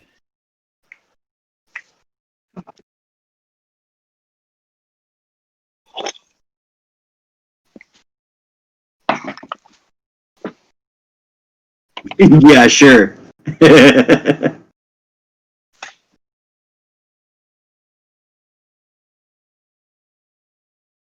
If you only knew, Oriana. So yeah, Iago has gifted you guys a potion of climbing, a potion of fire breathing, potion of hill giant strength. Hill giant strength allows you to turn your strength to a 21 for an hour. 2 greater healing potions, and then 1 of the draughts of Lion's Bravery, and a greater antitoxin. So I will let you guys divvy those out however you wish, to which Iago is going to sort of profusely thank you all again and make his way back into the keep. So I have a question. So we have that writ for the auction to go with the necklaces. Are we giving that to someone here to go sell? No. There was a writ of appraisal from Tristan given to Merrick and Toril, who used that writ of appraisal with the necklaces to be used as collateral with it, and the gold total of 17,000 was given by the bank already. So. Oh, that's from the bank. Okay. Do we have any merchants here currently? There are currently no merchants right now. The only people here are the sort of new recruits and everything else in here. Okay. Never mind. Before we leave, another thing Talandris will set up and leave with a note. Because I'm spacing on who else was the cleric. The black iron that we had, I'll kind of leave a note if possible to have those cleansed by a cleric in the Blackheart unit. Or at least an attempt. You know, if Toril doesn't have the ability to cleanse them, then the other cleric who's the same level won't have the ability as well. Because the only other cleric right now in the company is Brother Martin. If you're looking to get sort of corruption cleansed, you'd have to try to send that to one of the higher churches and have somebody like Tyro or one of the archpriests cleanse that for you. And you guys already owe kind of 2 favors to the church for cleansing the 2 sort of the shield and the gloves. Okay, I will just have those set aside Just- for now. Just make some stuff out of them, man. See what happens. That's the fun part. Alright, when we get back, and the forge is set, I'll then start on those. So they'll be set aside in my room until we get back. Talandris has forged 9 rings. 9 rings gifted.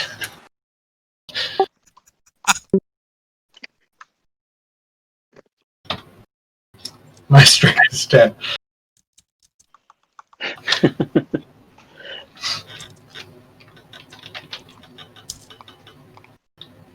Okay, so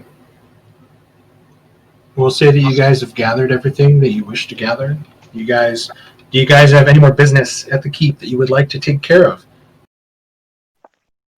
I will probably inspect the progression on the walls and make sure they're doing it properly. Give me a stone cutting check.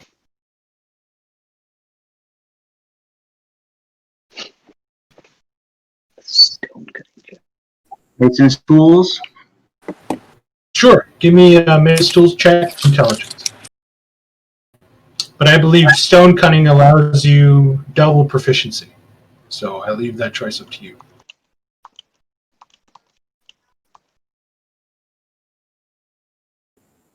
Hang on, gotta look up stone cutting. First time I've ever needed it. Stone cutting is you gain double your proficiency when making checks, and it uses your intelligence modifier. Okay, I'll just do that. So I think for you it'll be 6 plus your intelligence plus d20.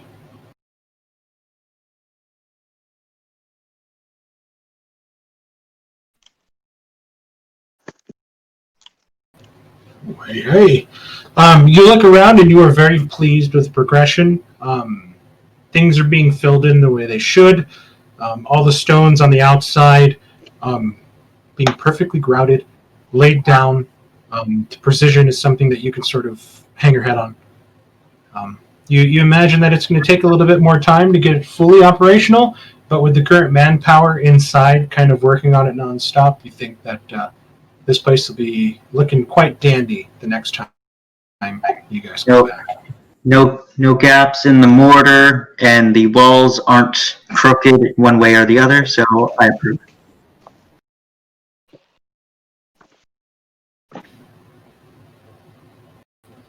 Okay.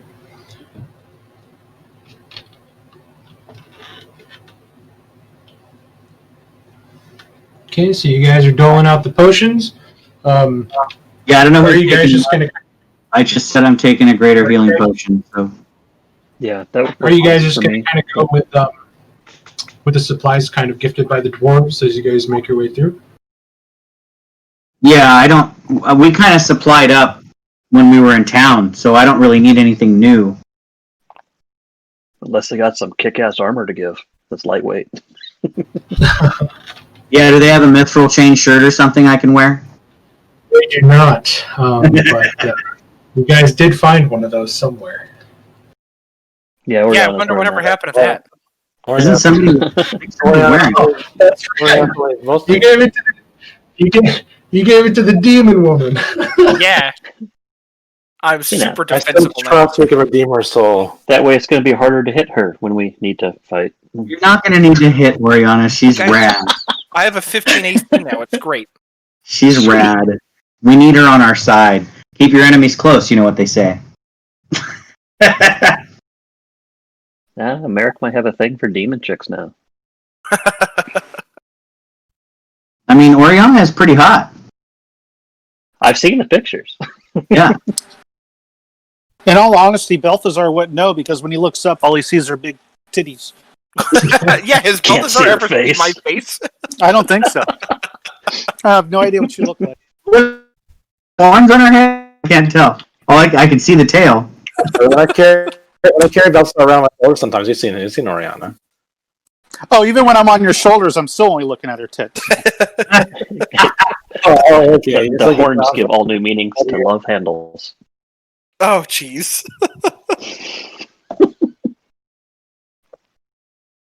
Okay, so I took the bravery potion and wrote down my character sheet. I'll Yeah, I take the wanna see fire you breathing use potion. that. I think I want to see Oriana use that too.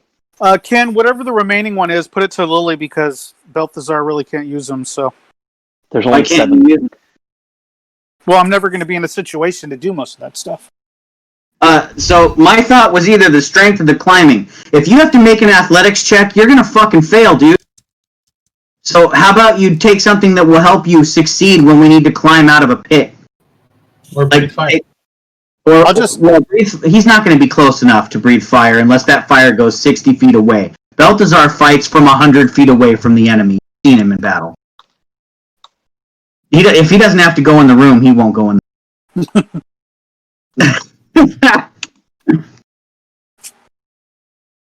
But yeah, I don't think the fire breathing will help Balthazar. But I do think that you could benefit from either climbing or strength. But I think somebody else claimed the strength. I was just thinking for you more like, what do you suck at, and the potion help you? Yeah, I was thinking about if we need to climb somewhere to do something, somebody else is going to be doing that climbing. If you have Probably. spider climb or fly or levitate or something like that, I guess I would worry about it. But if you don't have those things, then I would worry about it. I'll 'Cause- take the strength if no one claimed that. Since I see Jared took bravery, that'll increase my damage. well, Callus grabbed the strength. Oh, he did? Yeah. Okay, never mind then. What are the other ones? I think just the climbing one is Rare bravery, climb, one Greater antitoxin. Yeah. The antitoxin also is one who could benefit anyone but Callus. Callus is already poison and can just drink poison, so he's fine. I'll take But yeah, I can give that to Lily if nobody wants it. It doesn't matter to me. Oh, I was gonna claim the antitoxin. Yeah, The take it paladin then. do that anyways. That's true. A paladin can already cure disease or poison. I don't know if it's poison. I know he can cure disease with lay on hands. Disease and poison. Five Okay. points. Yeah, then you're fine. Plus our immune to disease, so that too. Yeah, Chalandris, you Keep can getting- take the poison one, and then that way, Acid. if you happen to get weakened with poison or something, we can just feed you this, or you can drink it. We can always swap too if we need to. If somebody needs something. Yeah. Oriana breathing fire. That's just awesome. And shooting lightning, same time. Yeah. and flying. too. Die! That's true. You can fly. So I guess Balthazar, she can just pick you up and carry. You know? No, I can fly 10 feet. You can be like a firebender from Avatar, because you can do like fire. Oh my god, I'm Azula. Basically, Wasn't there yeah. Feat You're or crazy something if you're that's right coming now, up too. that lets Oriana fly further. We gotta wait till the next level before I can do that. Okay, that's what it was.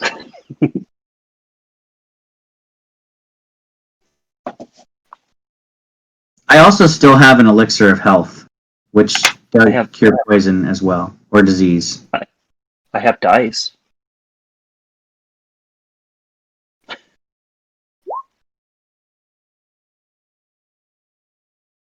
Yeah, we should start gambling as we're traveling. Maybe can in a roll tavern dice. or a casino. I just don't get to use my proficiency when I do it. You're just better at it. It's part of my history and heritage.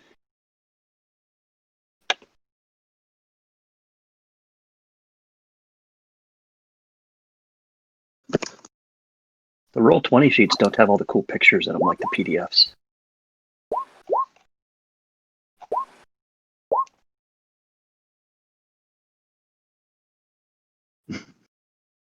I outrolled you, Merrick. You're welcome.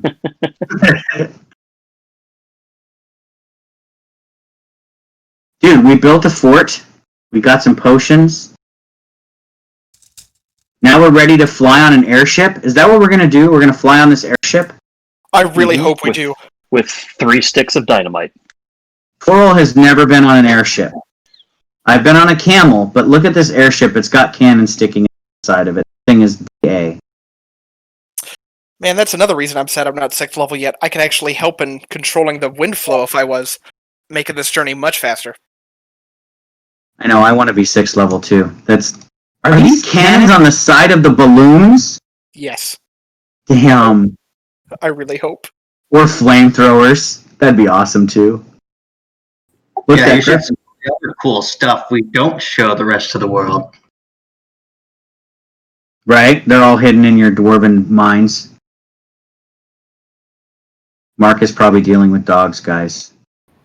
I'm back. Yeah, Sorry. fireworks are No, it's starting to go off in my neighborhood, and my dogs are freaking out. Yeah, they're going off here too. One of my sister's dogs just kind of threw up on my carpet, so. I had to Oh, clean that's it up really quick. You know, Callus once he used to man a gun, like one of those big forward guns. Yeah, there's a lot of cannons on this ship. So, Mark, What are the just curious. faces of in the front? Dwarves? It's safe to assume that gunpowder is a thing in your world. Gunpowder is a thing. The formula for it is closely guarded.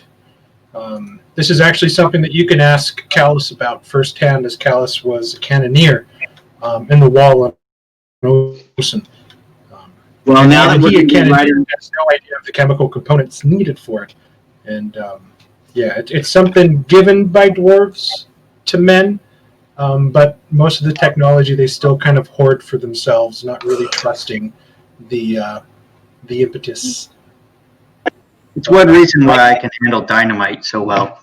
I just want my next character to be a pirate with flintlock pistols. I want to have like 4 of them, like in Black Flag, that are all strapped to my chest. I'm going to be Edward Kenway. Hey, you've got pistols in my world. You just have to hit with them. I know. Tell me about it. Okay, so in essence, you guys sort of look at a map and you're seeing that this is the journey that you guys are going to undertake. You guys are going to be flying from the northern heart of Brahmana east to where the Dragonspine Mountains that border the west side of Estok meet the World's Edge Mountains and separate them from the surface. Yeah, thanks for marking that off. We're staying clear to the north of the Barrowlands. We're going nowhere near that So place. you guys kind of get an idea of just how far away from your base you're going to be. And it's all over mountains, huh? We're going straight over a mountain range for hundreds of miles. You guys are going straight over the mountains. That's going to be gorgeous. It's gonna It'll be- like flying It's going to be over a the 2-week journey. It'll be a 2-week journey, according to the princess and everybody else in the Thunder Barge. Otherwise, it would be like a 3 to 4 month journey over land. Does that scale in miles? Trying to get to the mountain range. I think I tried, but there might not be one on here. Oh, just up at the top, there's a scale. I didn't know if that was miles or kilometers. Yeah, that's miles. I tried my best to kind of make it seem not too ridiculous. Furlongs.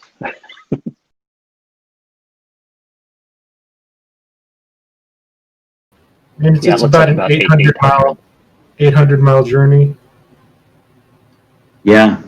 or 40 feet. Yep. 40 feet is 800 miles.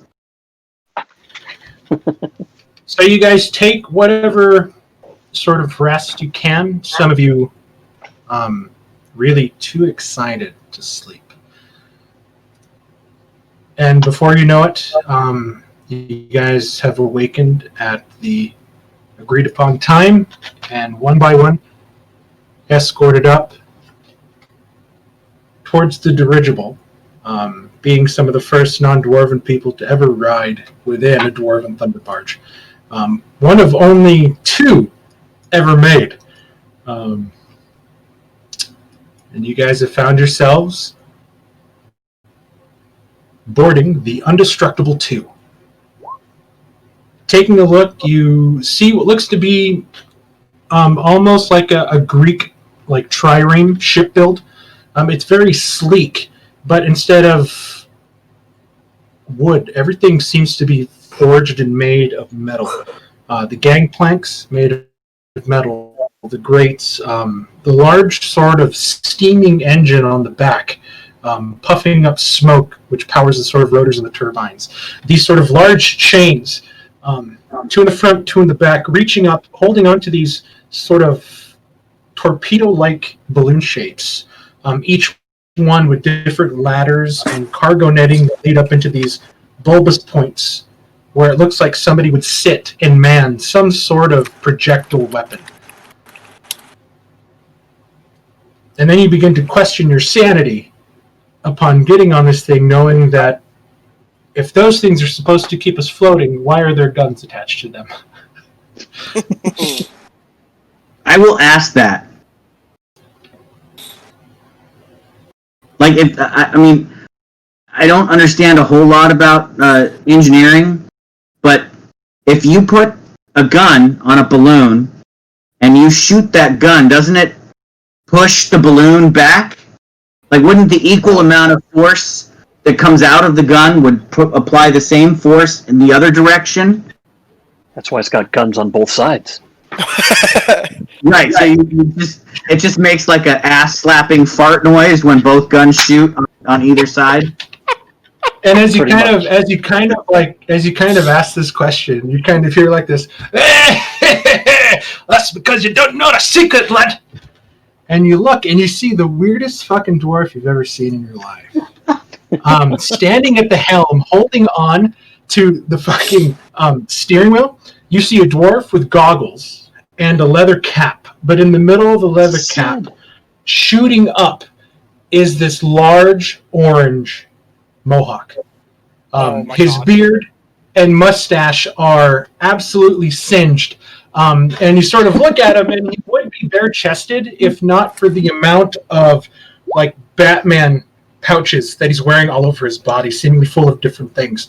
And holstered on both hips look to be dwarven revolvers.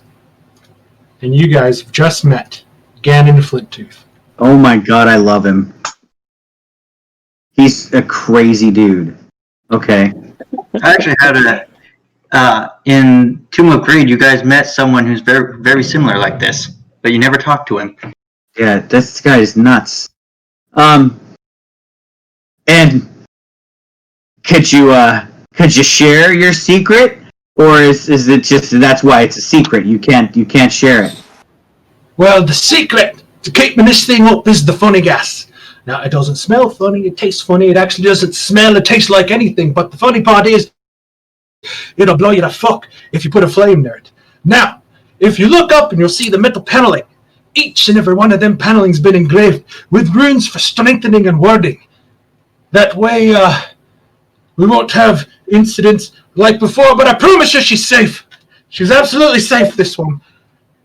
This one I put my money on. This before is second or third version of We it. don't think about the past here, son. We are progressing towards the future. Yeah, don't worry, this one's safe. Not like Completely, not unlike totally the safe. That's good to hear because I would like to progress towards the future too. And just out of curiosity, I've never been aboard a flying ship before, but what is it that you might encounter while you're up here in the air that you would need to shoot at with these fire-breathing cannons? Just these little Well, what you chromatic don't dragons. know is that Thunderbarges were originally designed to combat the elven hordes and the dragons from their fucking islands. We couldn't exactly get up there to fly, you see, so we made these fuckers. They were slow, so we had to make sure that we could shoot them from every angle. But, well, after the war was done, they were sort of deemed too dangerous and decommissioned. But I decided to make one. Well, she's a beaut, my friend. She is that, my friend. Talon just Welcome stepped aboard off to the to the side. Undestructible I'm not team. sure if he's noticed him at all. You can tell that he's noticed, but you can see that he's too preoccupied with his baby to really care. And you see that it is like clockwork precision, the way that everybody's moving right now. The same that you would probably find on a sailing ship, except a lot of things are different. Like you see people running around with grease guns going in towards hinges, making sure the chains are intact, like going through and double checking everything. You see people piling in what looks to be a very dark, viscous liquid into the sort of engine compartment that sits above the ship, back behind the where the captain's kind of standing. You see that people are moving the turrets of the cannons on the lower part of the Thunder Barge back and forward. People are sort of calibrating the large cannons that are sitting in the front.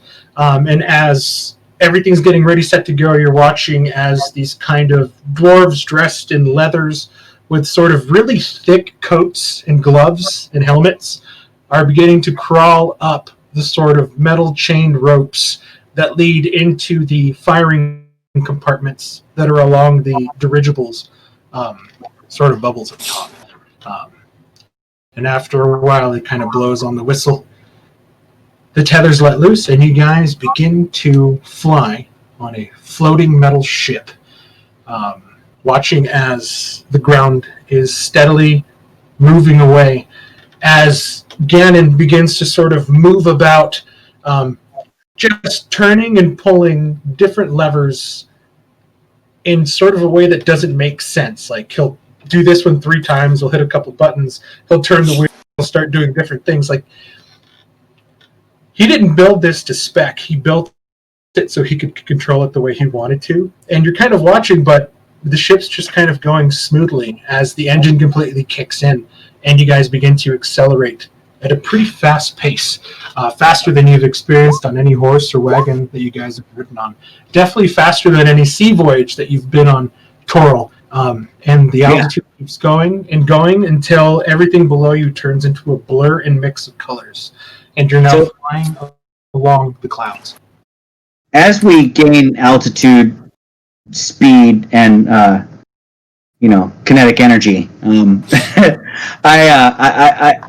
I compare it to sailing because it's the only thing I can think of to compare it to. It's like a boat, but it's flying in the air. But every boat that I've been on, Captain, it's had a longboat, a lifeboat of sorts. Like if you ever had to abandon ship, you could get on the lifeboat and be safe. And looking around your deck, I'm not really sure what we do if we have to abandon ship or the ship is going to go down. Is there a plan for that? I should have asked this before we took off, but just curious. I'm sure you have a plan for that. You see that he's listening to you, but he's still. And I'm very nervous as I'm saying like this. He's still fidgeting with buttons and levers, like tapping on gauges. And he's like, "We were thinking about adding on smaller devices that would let us fall to the ground, but you see, she's already heavy enough. We couldn't spare the room." And he's just keep going. That doesn't make me feel better. Alice will go over to Toril and he goes, if you feel in danger, you can always just get on your knees and pray. I'm sure that will help. Oh Lord. Toril, there's 2 balloons. I guess. I mean, I was just thinking if the balloons, get popped and burst, and this thing starts to fall to the ground, do we just go down with the ship, as they say? Well, Oh, no worries, lad. some of us with abilities don't. I made sure that won't happen again. I made sure that won't happen. As I told you before, if you look at the balloons, everything inside is warding the funny gas away from anything that might make it go boom. Well, thank you for making me feel better. I'm gonna go pray now, and I will. He looks at you and he's like, "Indestructible," and he's kind of patting the helm. 2 better than 1. Well, since I am closer to the sun, being up here in the sky, maybe Pelor will hear my prayers a little bit quicker, and I will turn around and go pray. We do have that bravery potion if you're not up for the flight. I'm so thinking about downing that sucker, but it won't last the whole trip. Well, while Toril's like showing some kind of hesitation, I'll lay my hand on him and cast heroism. Ooh, and you know what? Well, see, Just I for was fun, kind of. Oh, go ahead. Sorry. Oh, just I think that we can make it look like there's some lifeboats on the edge. Cast a little minor illusion for you. You can make an illusion of water around, like splashing. No, every lifeboats. Lifeboats. Oh, lifeboat. Well, they'd be only 5 feet, so they'd be like life kayaks. I'm gonna do it subtly though, so Toro will think that his god is giving him heroism.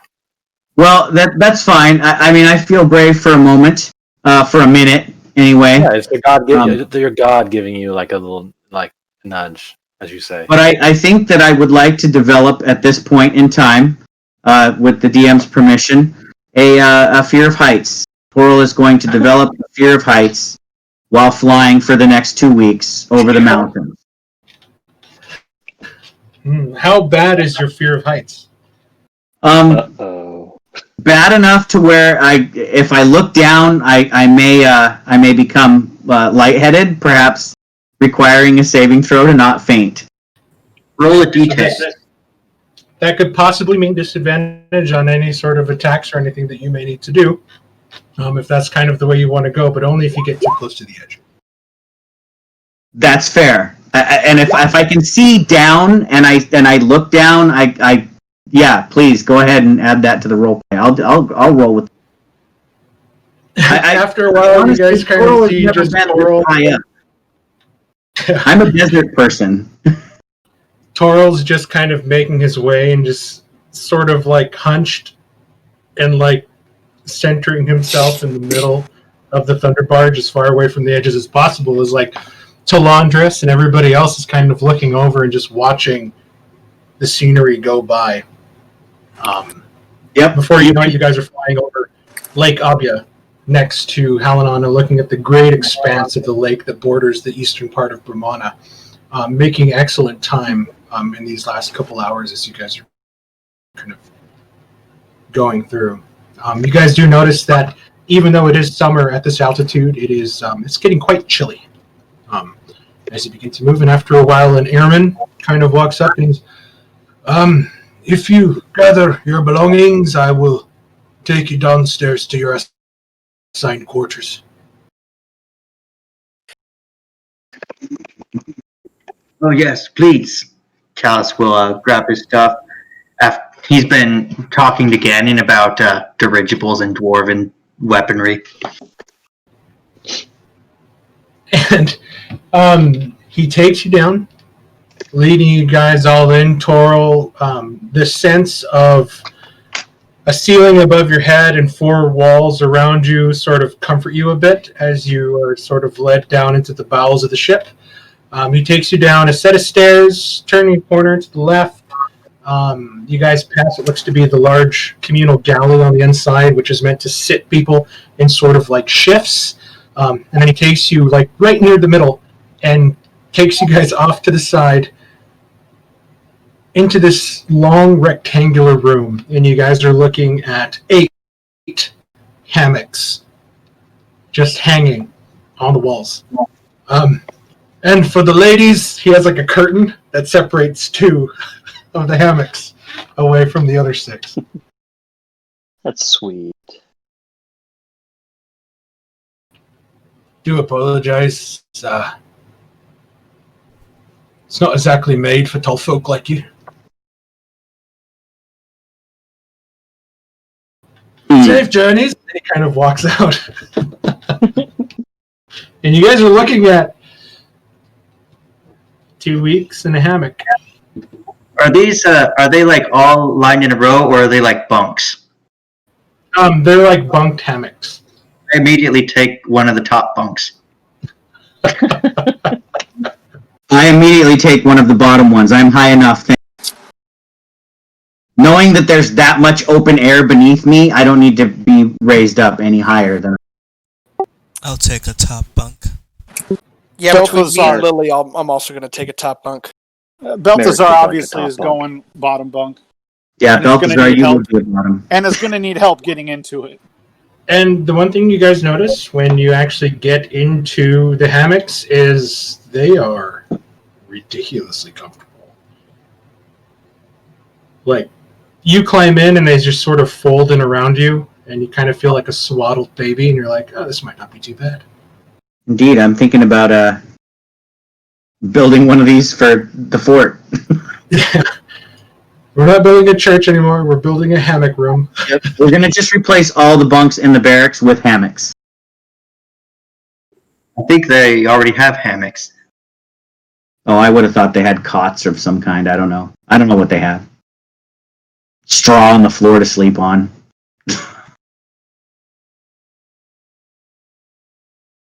After Yeah. a while, you guys hear a knock on the outside, and you see that is Princess Silrilla. It's kind of peeking in through the door. I do hope that you're finding the accommodations comfortable. It's the best that we can do. Ganon built this for war, not for comfort. It's comfortable enough, thank you. It's good to hear. Dinner will be served at around 4 o'clock. Just listen for the chimes.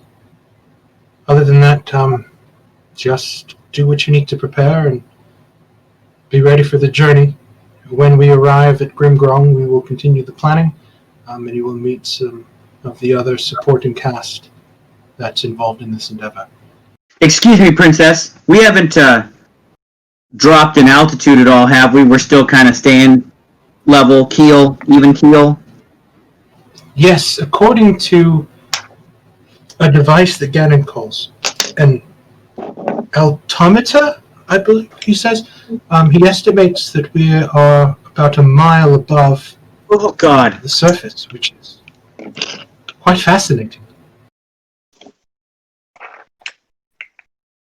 Pentoral, if she's handling it well, it will be fine. I mean, Sure, you say fine, but have you ever fallen from height this high? I say have faith. Not yet. I've only seen someone else fall, and they had to clean him up with a shovel. I immediately put my pillow over my ears, and I don't want to hear any more details. The princess is getting a pretty good chuckle out of this, seeing you guys in this sort of good mood and happy mirth, teasing like one another. So she's kind of digging it. I hope to see you all at dinner. I bid you all good day. Good day, Princess, and I can't wait to see you at dinner. Give me a perception check, Alice. I already know she's hot. Ooh. Mark. You see her visibly blush as you say that. And she kind of turns away shyly and begins to move down the hallway. Callus will also blush a little bit. Everybody give me perception checks. There's an audible, there's a visible blush. I'm too distracted by There's that. a visible blush on Callus's face right now. You guys are kind of noticing. Balthazar is keyed in on it. He's like, "Let me tell you something about women." I was gonna say that. Balthazar would know. He's had The key is years to give them everything they years. want, like rings and things.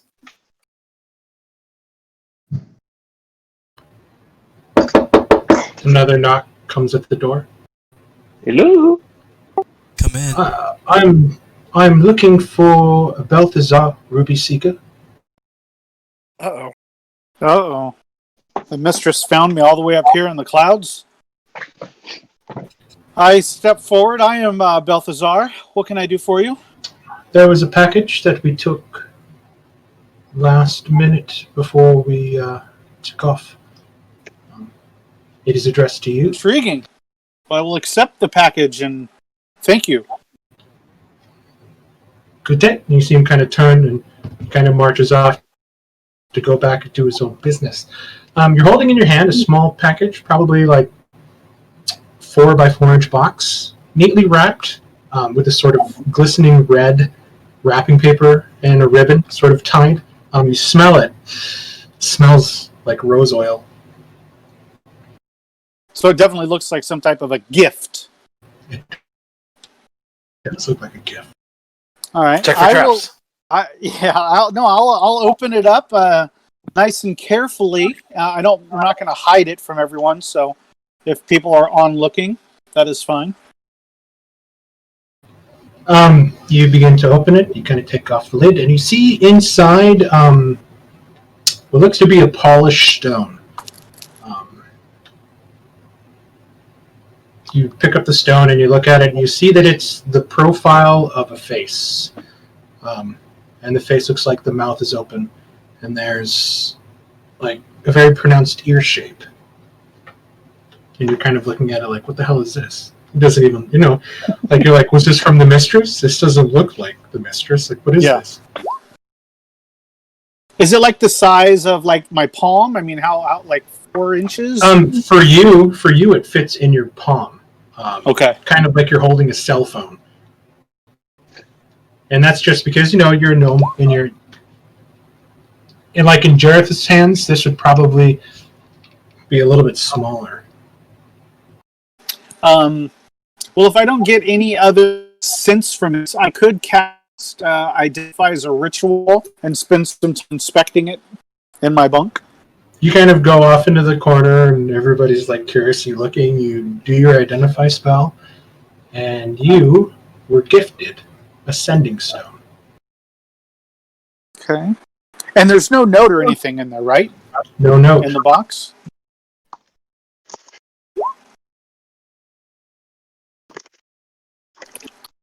So obviously, I bring it to the party's attention.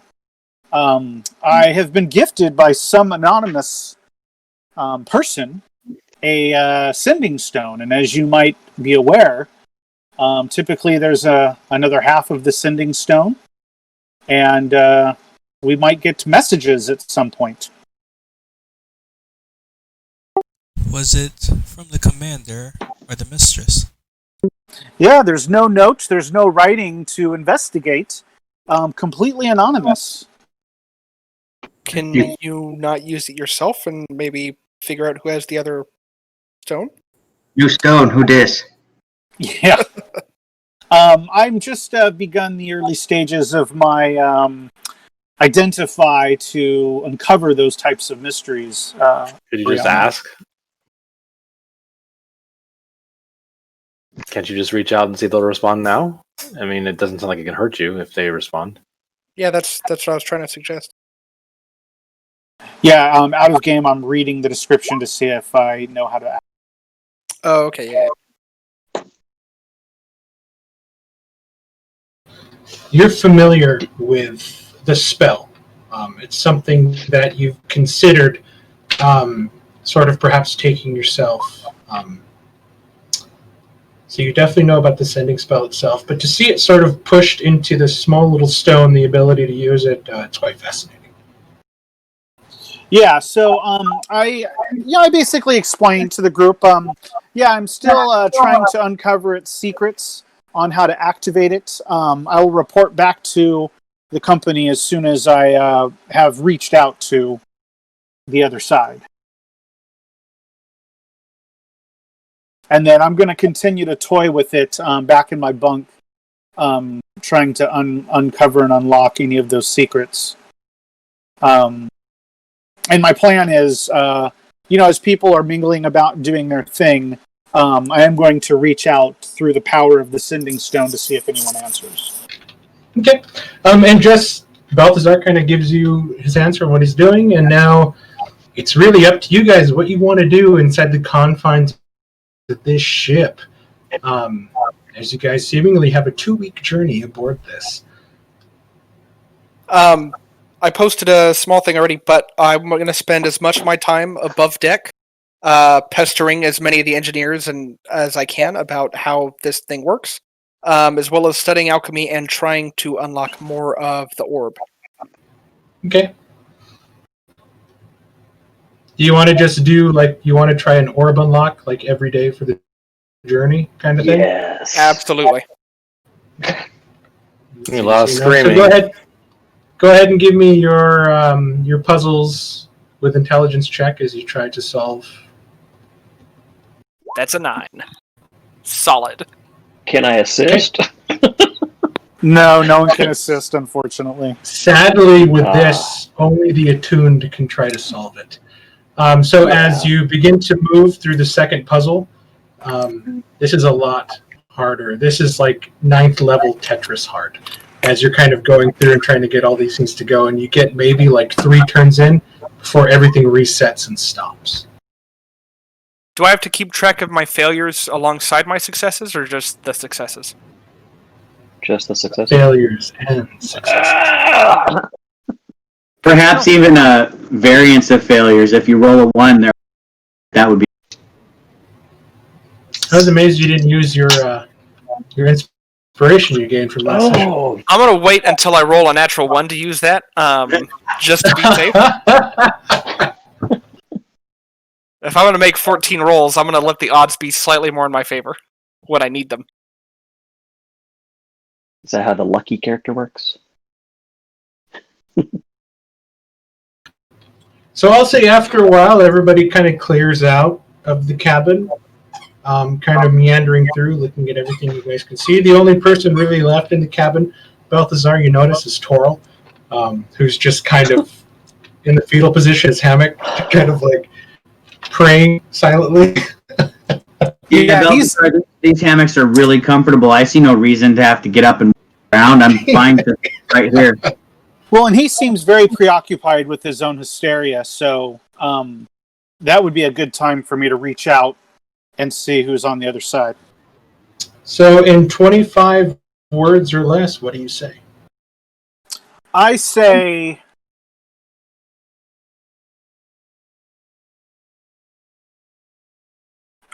this is Balthazar Ruby Seeker. Who is on the other end of this stone?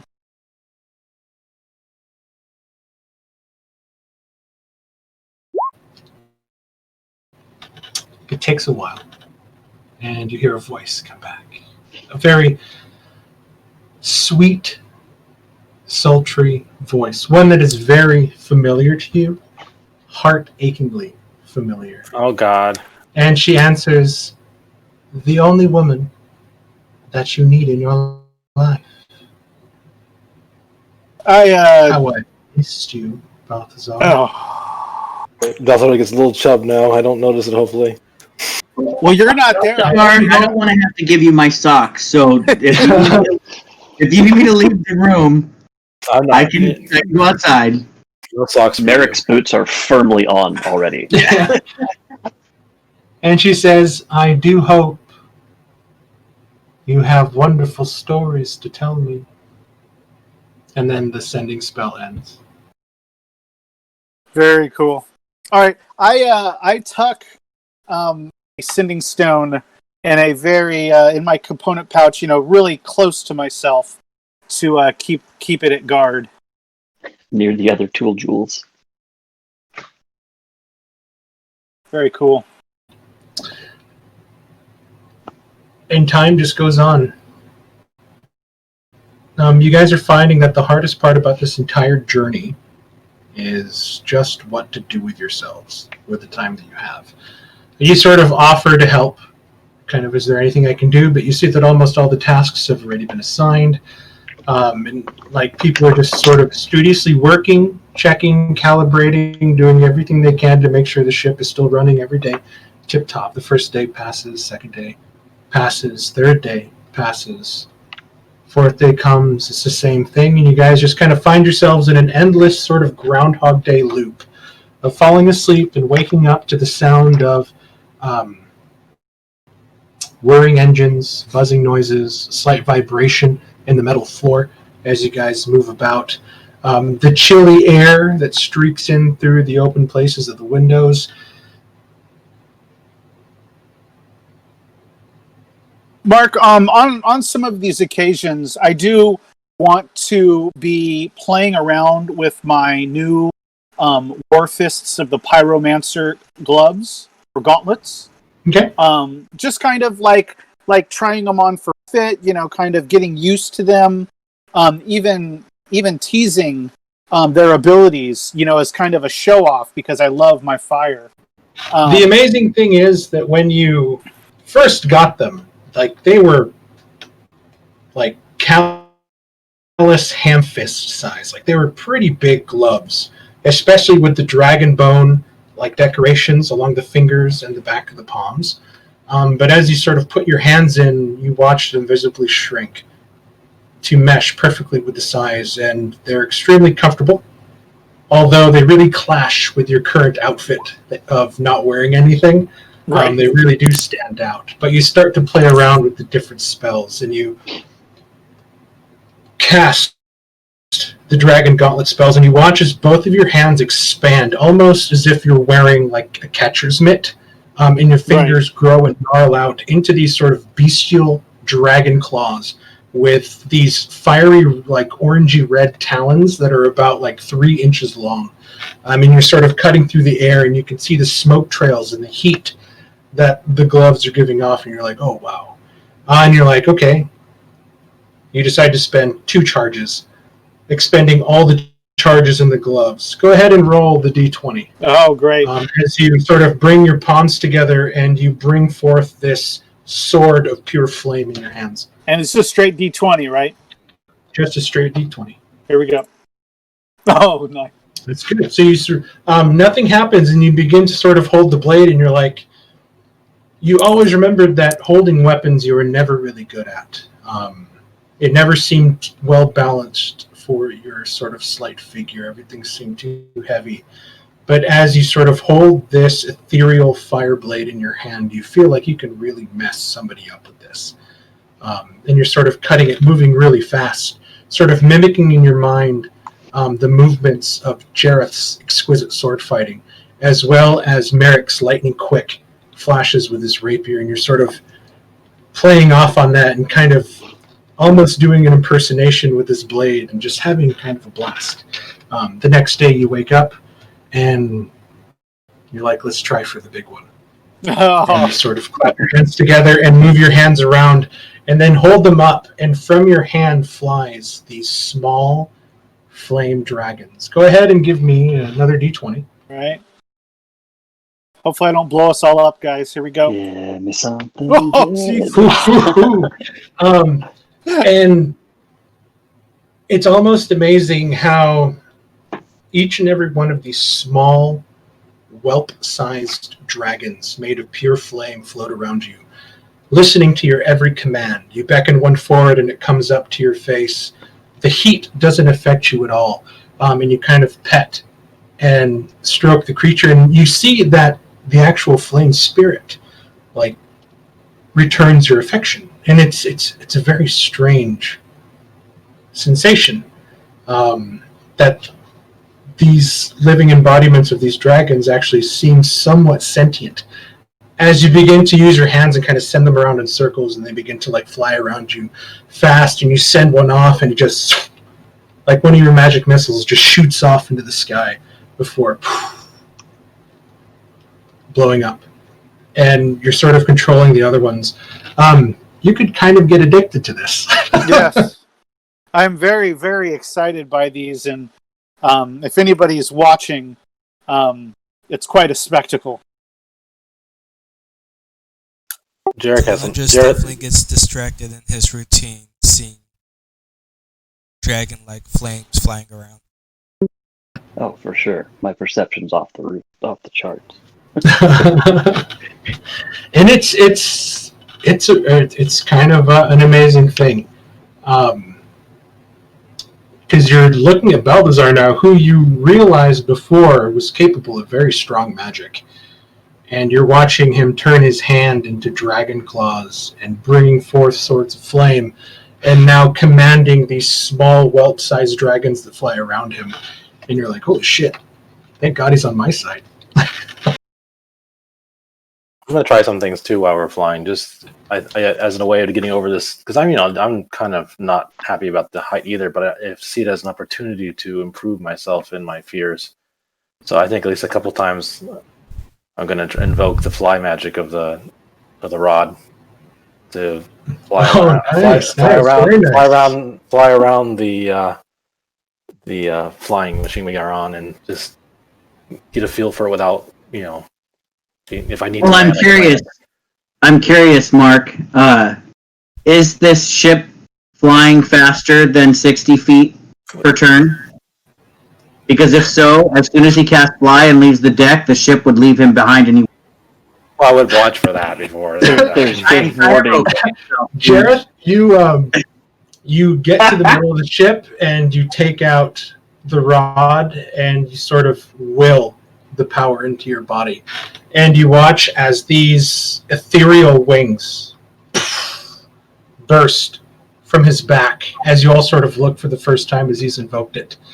And he takes off and kind of begins to fly forward. And Jareth, as you move towards the cannon, you realize the cannon is moving away from you at a very great speed. And you look behind you and you see the Ganon's like, what the fuck are you doing?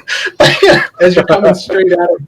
And you dive and you land onto the ship and you're like, okay, maybe now's not the good time, but it felt kind of cool.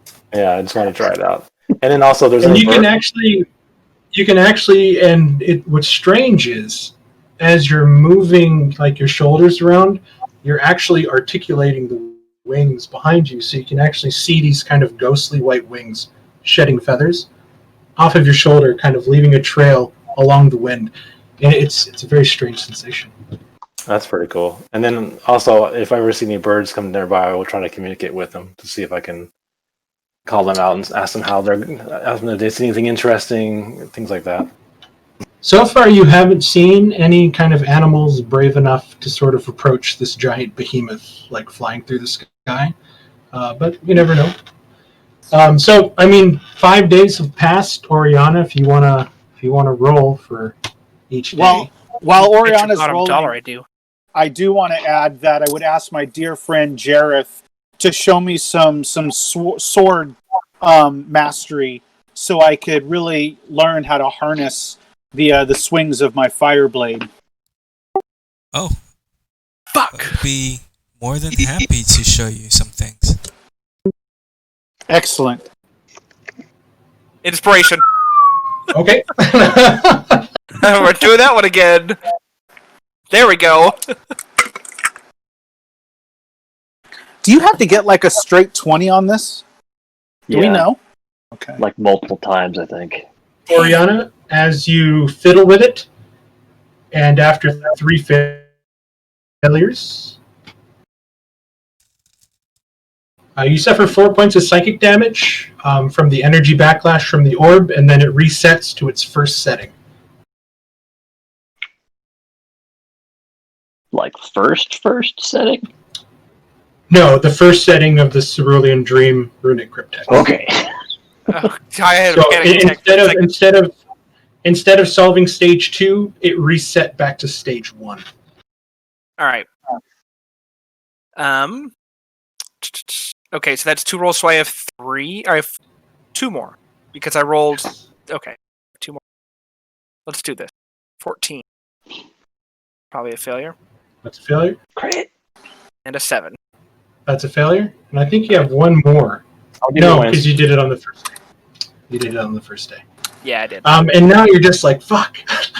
I can't get back to this. I can't believe a 19 was a failure too. That sucks. 19 is a failure. She's suffering from low oxygen. Oh, dude, Yeah, Oriana's I see that. having a whale of a time up in the clouds right now. So just think, Connor, you're getting the idea. You're smart enough with the different puzzles that your sort of foster parent taught you. You're thinking that you're going to have to get a crit to automatically solve the stage. Otherwise, you have to get 3 successes to unlock the next stage of this if you don't get a crit. Okay. Toral and not Toral, still kind of down. But occasionally Toral kind of makes his way up a little bit. And you're noticing that Toral, Jareth, and Talandris, and a lot of them towards Talandris, you see that the spearmen on the group are sort of requesting kind of like battle duels and spars. And just to kind of keep their own endurance up as they kind of fly about the ship.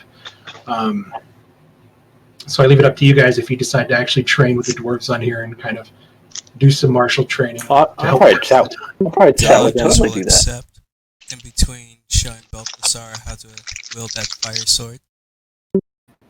Lily will does- definitely train with them, showing them some skills with sword and sword type fighting style.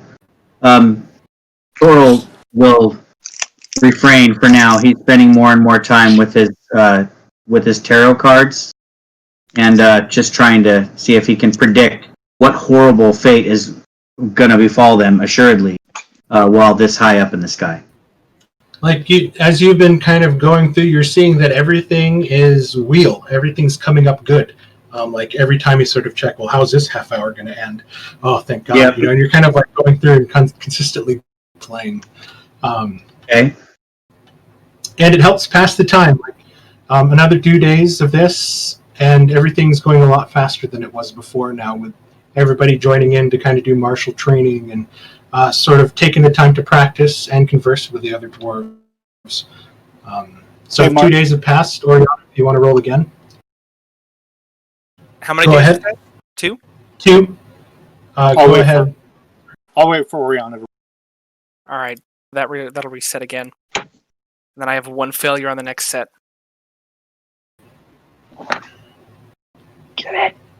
So You're trying to remember the exact path you took, and it's really hard. Just because you were so used to trying to solve the second stage now that you really can't remember the placement of the bricks before.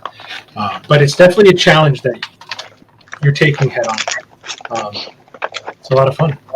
Well, then in the rest of my off time that isn't spent doing that, have I been able to glean any information about this thing from the engineers as far as like the gunpowder, sort of the alchemical solution maybe that's used to make it, or whatever this funny gas is specifically beyond the weird name? You notice that when you ask questions about what the funny gas actually is, or what the liquid is using, the liquid they're using to actually power what looks to be like the large propellers on the back that send this thing forward, and they're especially tight-lipped when you bring up the subject of black powder. Then they just sort of like hold up, sorry, you can't talk about it, kind of thing, like, go talk to Gannon. And you're like, God, I always talk to Gannon, and he just says the same nonsense over and over again. And you can see, like, much like their guns, the secret is kept pretty tight to the vest when it comes to this. And even though you're an ally in the task that's being set before them, they don't trust you really with that kind of information. Fair enough. There's nothing stopping you from trying to get into the hold and trying to take some for yourself. I'm not going to be sneaky about it. I'm just curious. For now. And Mark, Yes. is it okay to say that, when I find some moments alone that I can just check in with the mistress and say how much I've missed her, or are those full roleplay moments you want to have? Is there anything in particular that you wanted to ask her about? No, or are you it's- just going to sort of... Not specifically, Because just you know the thing with her is, if anything, she wants to know secrets. She wants to know stories. Right. She finds that those are the things now worth more than gold, seeing as she has really all the money she could ever want. And the only truly valuable thing left to her is just sort of information. So those would be the kind of things that she would ask you about, like, what have you been up to? Have you found anything? That sort of. Yeah, in the earlier days, it would be more of like that young giddy where you're just texting back and forth, miss you.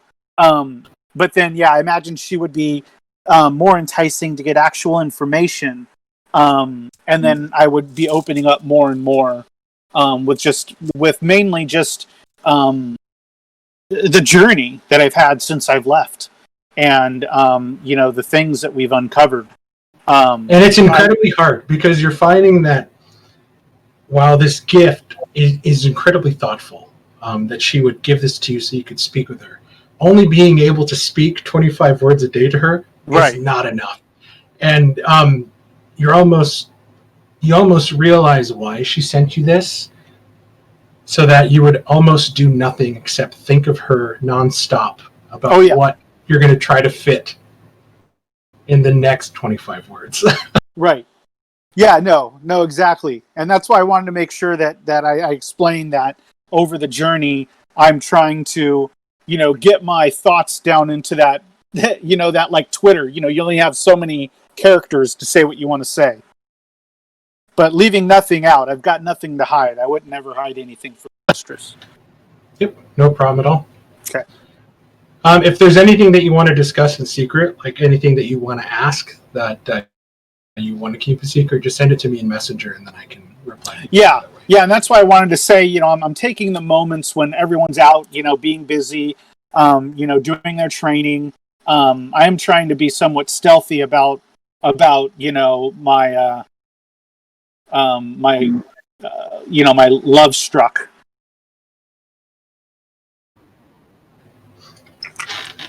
Callus. You find Princess Silrilla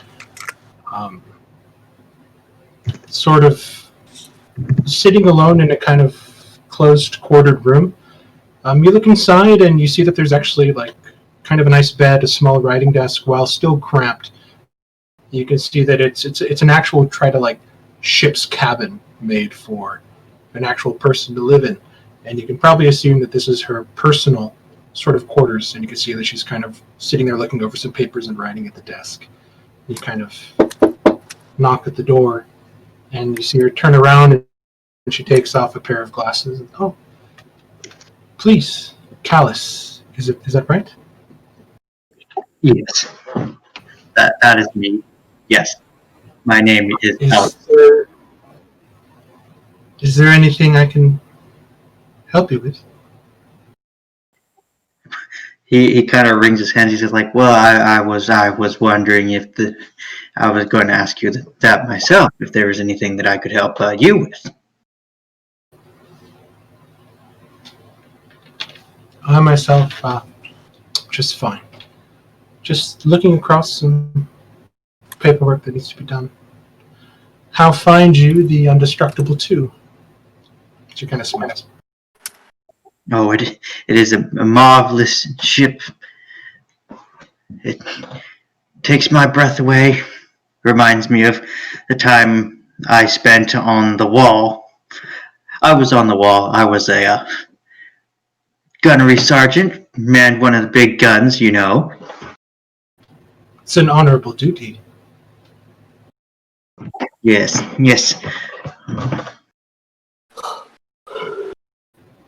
How have you found yourself here?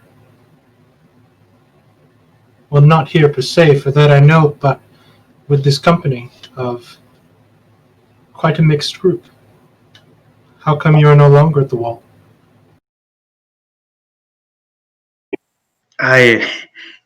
He's just like blushing profusely now, because this is a topic he did not want to discuss.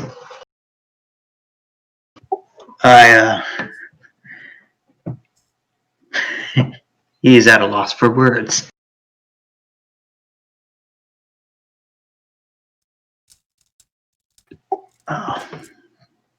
There was an incident that I was a part of, and I was kindly asked to step down, and I felt that my skills were needed elsewhere, and so I traveled, and I met up with the Blackhearts, and they seemed to have need of my skills.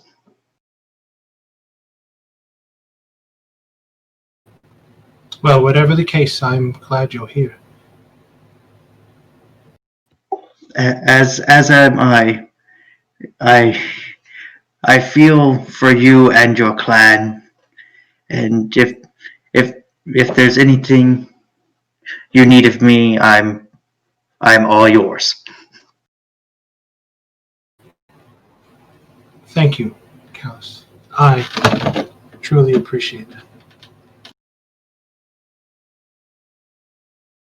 Yes, well, good day. He'll close the door and he'll instantly be like, stupid, stupid, that was stupid. And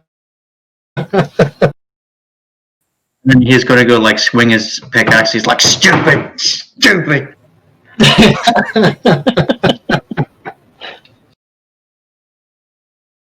So curious, those dwarves that were participating in those sparring matches, were they doing it more aggressively towards Talandris?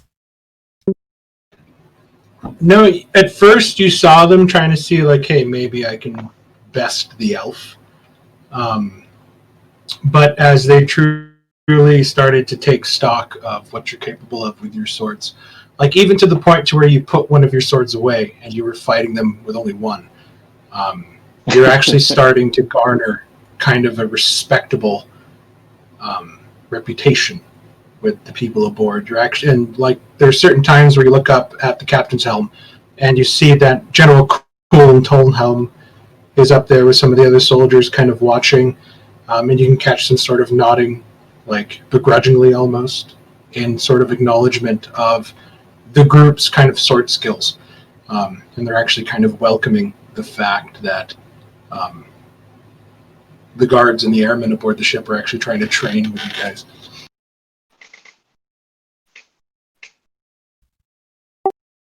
Good to know.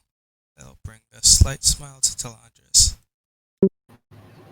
After a while, you guys do see like Princess Sorella kind of walking along the top of the ship.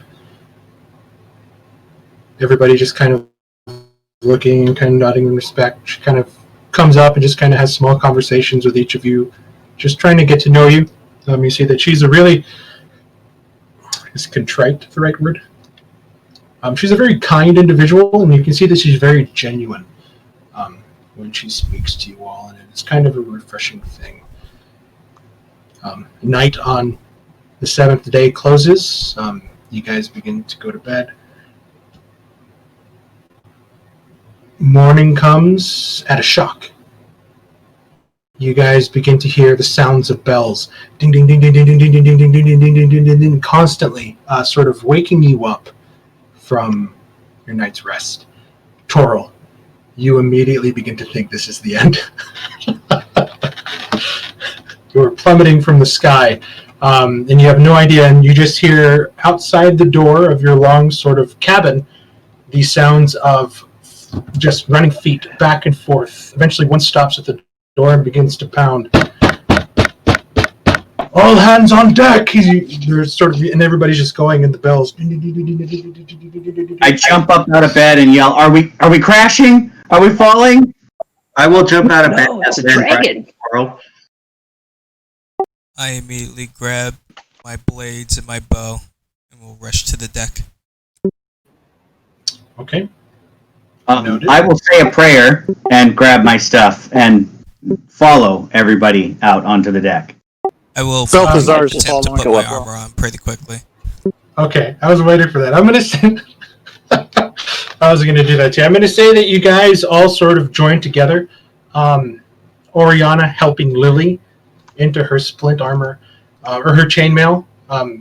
Everybody helping Jareth, Talandris sort of put on their heavy armor to kind of get ready for battle. Toril, needing no real help at all, kind of pulling on his chain shirt and getting everything going, is doing more like Le Mans breath exercises, try to calm down and relax a bit. And after a while, you guys begin to sprint out of the room, going along the back, climbing up the stairs, and emerging one by one. And you see that the dwarves on the deck have already kind of lined up in these sort of defensive formations. And this is what you guys are looking at. I got disconnected again. Sorry. Is there time to get armor on? I'm sorry. I got disconnected. Yes. You guys have been journeying together enough to know that how your armor goes on, and everybody's kind of astute in helping. And what we're going to do is I'm going to need you guys to go ahead and place yourselves anywhere along the middle of the ship. And we're going to roll initiative as you guys place yourselves on. The middle of the ship. So like this Anywhere. Back? Yeah, anywhere in the middle or on the side, depending on where you're going. But you're looking at the formation that the Dwarven Airmen have sort of put themselves into. You see that holding long guns are the ones with green dots. While it looks like spearmen with shields that you guys have been training with, Merrick falls off the boat. The spearmen with shields, the blue dots seem to be. They begin to cover the flanks of the riflemen, and the ones with the orange dots here are wearing what look to be chainmail with heavy crossbows. Mark, where would we have been coming out from?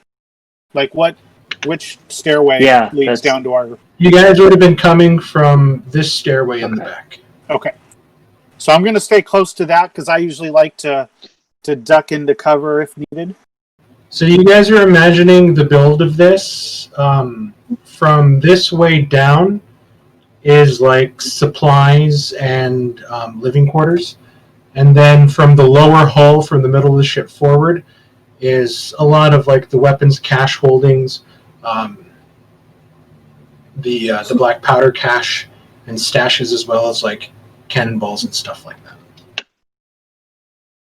And do we see anything out either side yet? Once we get out here?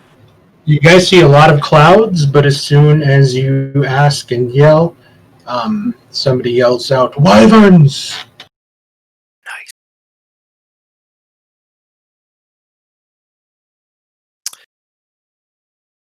Would I have time? Sorry. Go ahead. Would I have time to cast Armor of Agathis as we're making our way up to the deck? Yeah, did you want to try to get some temp hit points as well? Oh yeah, because I had a dream. Yeah, I'll do that. But it's just a D20. Free. I need a 10 or higher. 18. Heyo. Go ahead and give yourself the temporary hit point roll. What was that again?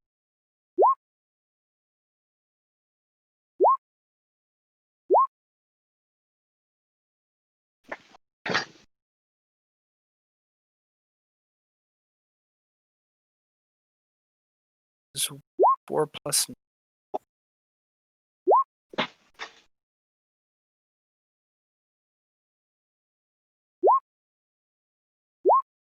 Ooh, that's 13.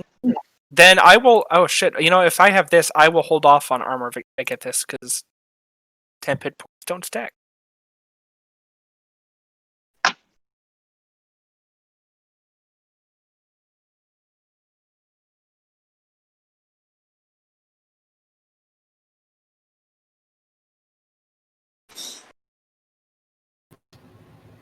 I'm just going to keep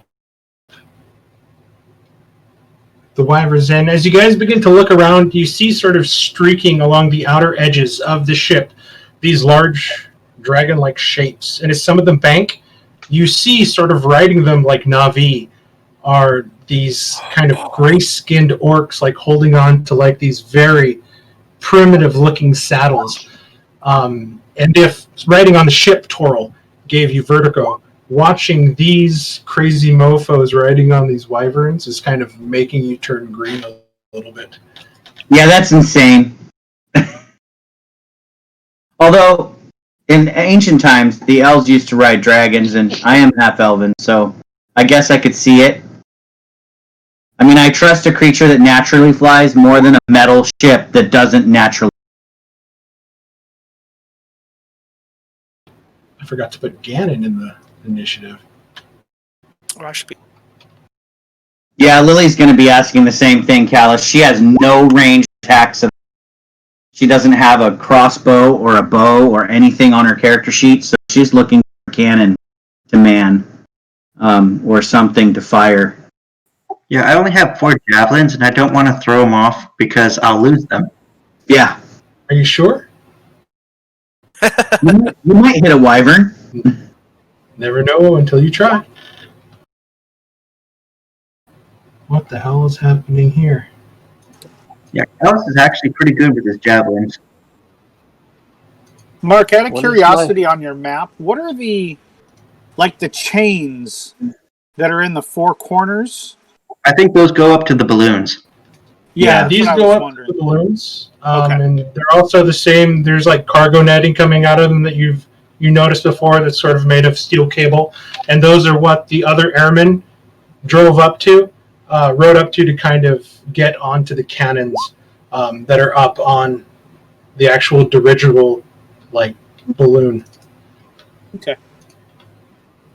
Callus, you're sort of watching tentatively as the crewmen are kind of taking aim at a couple of wyverns that are kind of moving around. We can't actually see the wyverns yet, right? They're at the bottom of the map.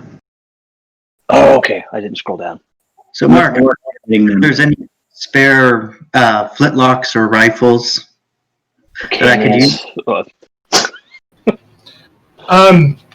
You could ask somebody. I'll go up and I go, where do I get one of those? Can you use them? I will show him my ex-military card.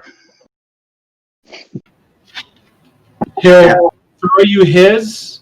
He'll throw you his, and then you watch him run towards the front and run down the stairs. So we'll see as he runs, I will take his position. So this guy has run downstairs to possibly retrieve another gun for himself. So you move here to take his position. And I will cock it and lock it like a pro. Okay.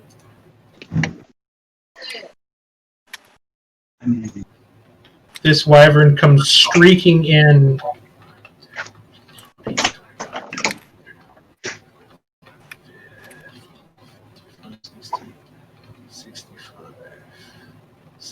75, 80 feet of movement here, and he is going to make some attacks at this airman on the back as the wyvern comes in and just digs its claws in, holding him to the bow of this metal ship, and the wyvern's going to make some attacks.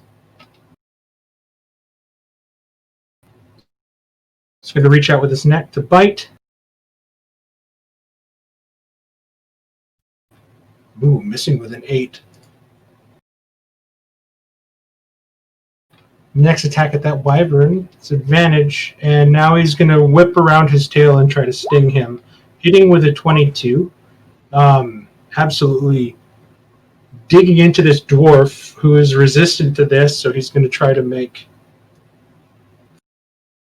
con save with advantage against poison. Failing with an 11. You watch as the dwarf gets stuck into the midsection, and the tail whips him around and flings him off of the ship. And its dead body just kind of plummeting down to the ground. Toro, give me a constitution check. Oh, no. I'm sorry, Toro, what? Just witnessed the murder of somebody off the side of the ship and needs to do a constitution Oh, save. Jesus Christ. Okay. Yeah, give me a con check. Oh, yeah, sorry. Check. How about that? So you're kind of getting the water innings right now. You're like, oh my fucking god. Yeah. Like, I don't want that to.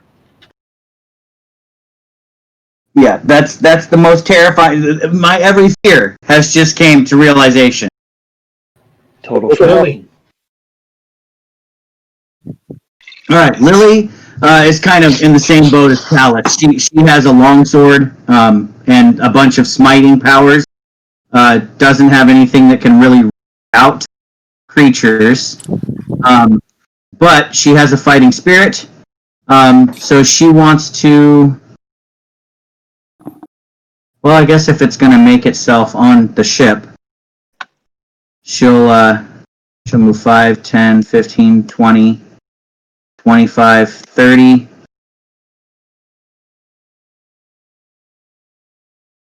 And the orc itself is... Orcs? Okay, I'm going to take a chance. Let me see if this will work.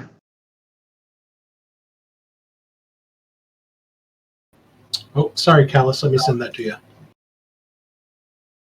This is 30 feet. Let me see if I'm within 30 feet. Darn it. I'm 35 feet away. I can reach the wyvern, though.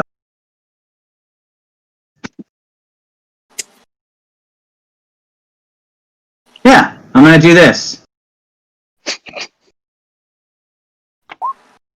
I'm going to target the wyvern that the orc is riding, and I am going to draw my sword and compel it to fight only me. So it needs to give me a wisdom save. It says creature. It doesn't have to understand my...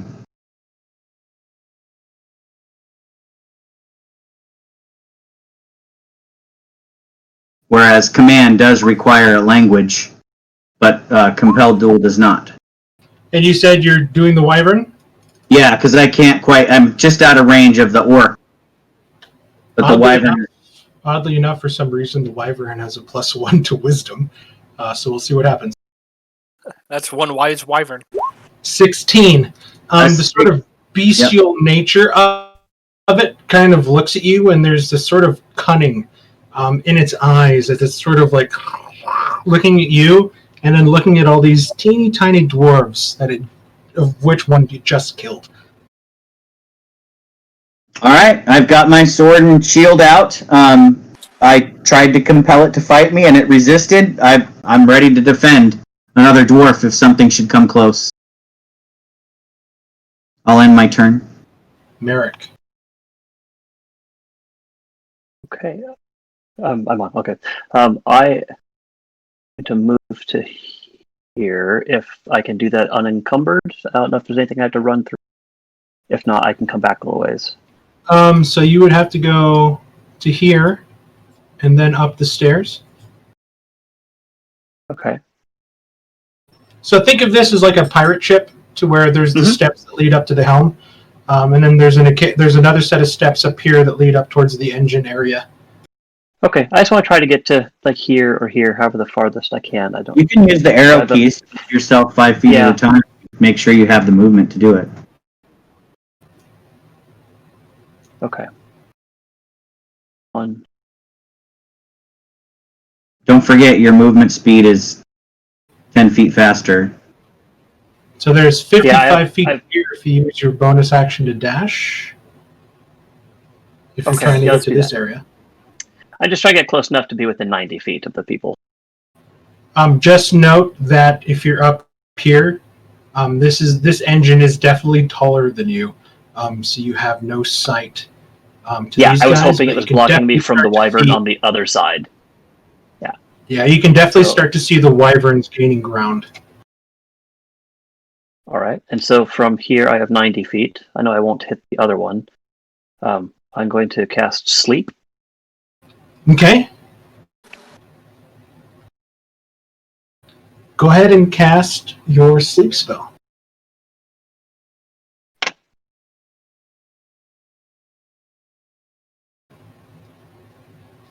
You sort of look and you hold out your hand and you watch as kind of like the magical arcane like kind of glitter rains down around, and you watch as both the orc and the wyvern both shake their head and then kind of duck down and move forward. Yeah. Was not able to affect both of them. I was hoping for at least one or the other. Yes, Callus, you can add yourself as proficient with black powder weapons. Very nice, very nice. Okay. Is that the end of your turn, Merrick? Yeah, I don't think I can do anything else unless I can hide. Talandris. So I see there are steps. Can I still see that wyvern and that orc that are planted on the top area of the ship?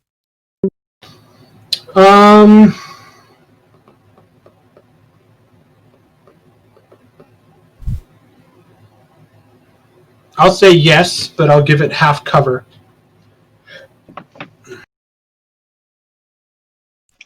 Okay, I am taking careful aim of the rider as I see the wyvern is distracted after just throwing that person off.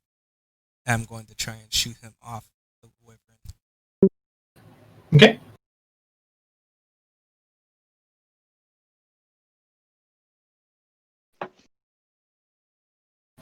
9 will miss as you let go, and you watch as your arrow hits one of the sort of cable webbing that's along the chains, and it deflects up, and you watch the arrow kind of soar up towards the original balloon, and just kind of ricochet off of the mithril plating along the outside of it.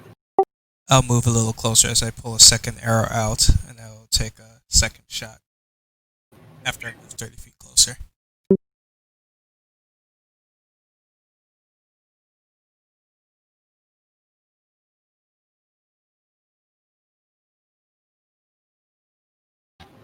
A 19 will hit.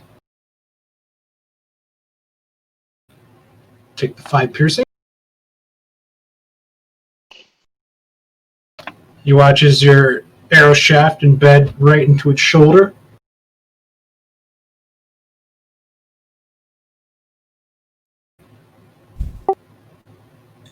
That will be my turn. Okay.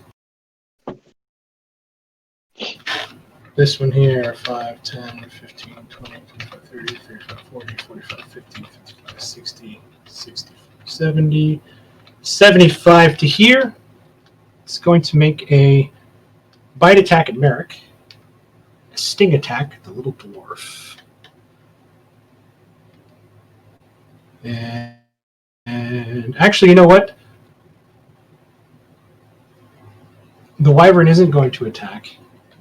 The orc is. Can the orc attack from any of the 4 squares on top of the wyvern? Yes, but it's only going to attack the dwarf. It's going to make 2 claw attacks. Hitting. Doing 9 slashing.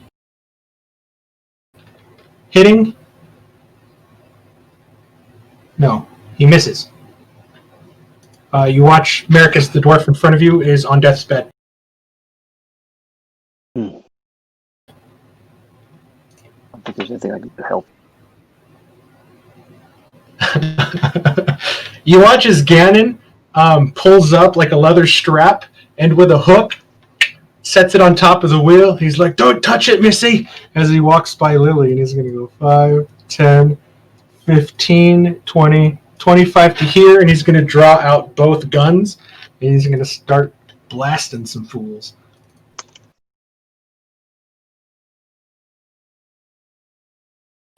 Two shots at the wyvern. Hitting with a 14, I believe. Hitting with a 14. Doing 16 points of piercing as the second gun cracks. Hitting with a 15. Doing an additional 16 points of damage.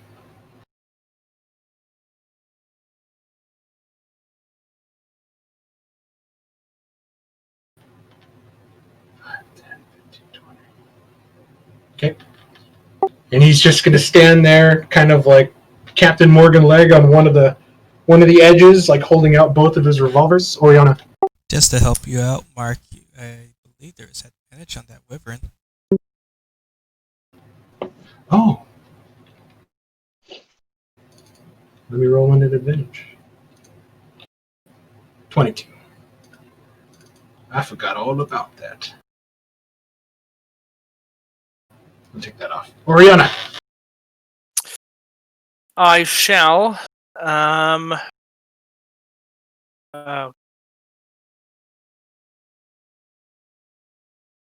Yeah, I'll send out. I guess I'm down the stairs. Can I see both of these wyverns from my position?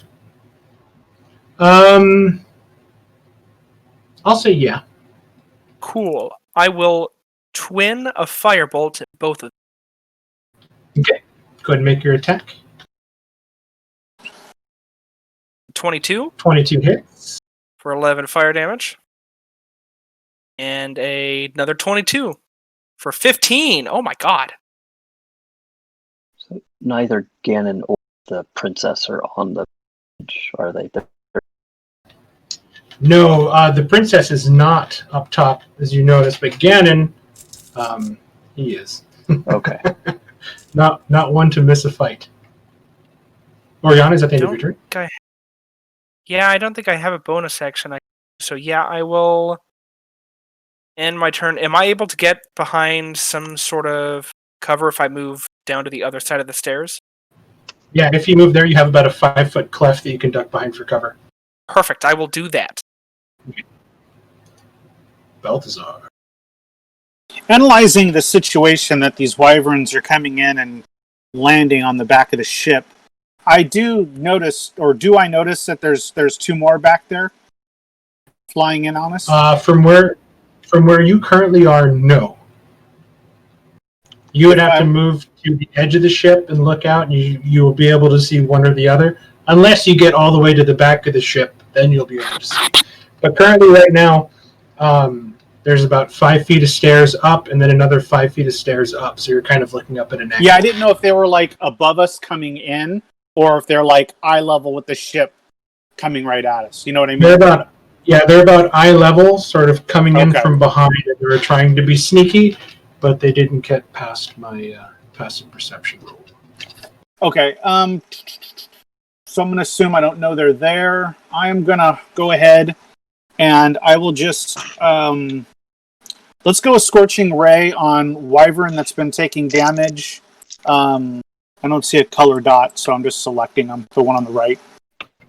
You guys don't see the red 4 or anything like that on it? Oh, I see the red 4. So you want me to call it out by 4? So red 4 is what I'm going to shoot. And here's first shot. 20 20 definitely hits. with 7 fire on that wyvern, and I'm assuming Toril is just getting very angry at me throwing fireballs with 2 balloons on top of Right us. next to the funny gas. Remember, he said it's funny because it explodes. Here's second. 14 just hits. for 4 damage. God, these are sucky. And then the final 10 is going to miss. Miss. And then following the same suit of Oriana, I am going to take some cover. And since I'm only 3 feet tall, I'm probably fully covered at that 5-foot lip. Okay. Toril, it is your turn. All right. Not wanting to get too far out to the edge of the ship, but wanting to get a little bit of view so I can help. I am going to move. So 5, 10 feet here. Would I be able to see this guy? Yes. And I will also say, with your good passive perception, in the corner of your eye, you'll look at the ship's helm and you notice the only thing controlling it is a leather belt. Jesus Christ. That makes it so much worse. I'm going to be praying on my turn, since I'm going to cast a spell. But as part of the spell at the end, I'm going to be like, and please don't let us fall out of the sky. I'm going to just Sacred Flame. I think I'm within 60 feet of this dude. Yeah, I'm definitely there. Are you going to Sacred Flame the orc or the wyvern? I'm going to Sacred Flame the orc. Here I'm guessing the wyverns might just fly away if we take away their control. So yeah, I'm going to go ahead and take aim at the orc. And what you're noticing about these orcs, the closer you get, is like they've kind of got the whole Uruk eye, like face paint going on, with like these kind of like charcoal and white like skulls that are kind of like outlining them. And other than kind of like the fur and hide like loincloths they're wearing, these things are just pretty much naked, like furious things, seemingly just crazily attacking something much larger than them. Awesome. He succeeds. Jesus. Yeah, he does. Pulls hard on one of the wings of the wyvern and kind of makes it roll a little bit as the Sacred Flame shoots out and misses. All right. So after I fail at that, I am going to go ahead and move 5, 10, 15 feet into the door. underneath this person, whoever this is, but in the door. I'll just put myself in the door. I'm like 5 feet in the doorway. And I have both hands like holding on to the walls on either side of. Okay, the dwarf riflemen are going to take aim. We're going to start with the one next by Callus, who's going to take aim at the wyvern here.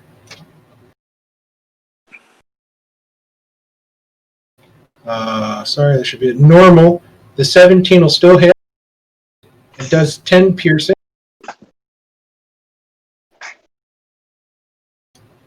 And then we're going to do the 2 on the left and the 2 on the right.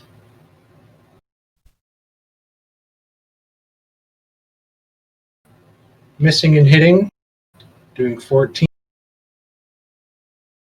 The one thing you're noticing about these guns, Callus, is that they are probably some of the finest pieces of engineering you've ever held in your hand.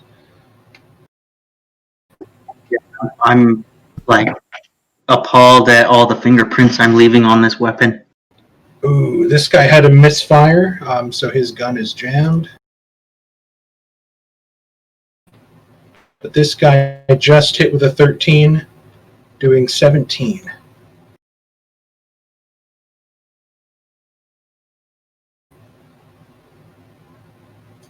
Five, 10, 5, 10. This guy's going to shoot that wyvern. Both hitting. I'll just give him the 28. This wyvern has just about had it.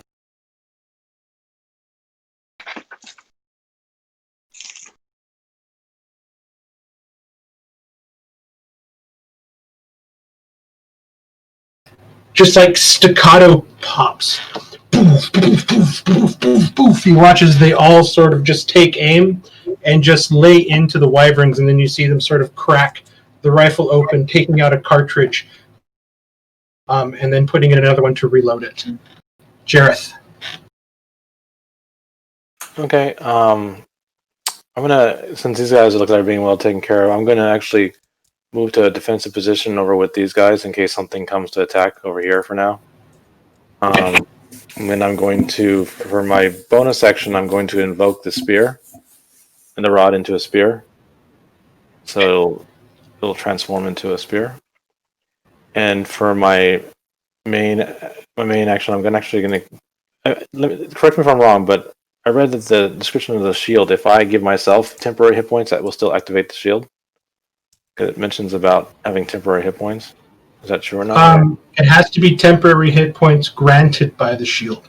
Okay, I'm gonna hold off on that then, and I'm gonna ready my action in case something comes by close by. Okay, sounds good. As a free action, Toral sees Jareth step closer to the edge and says, "You know, a dwarf get tossed off. Maybe you don't want to be that close, friend." Just saying.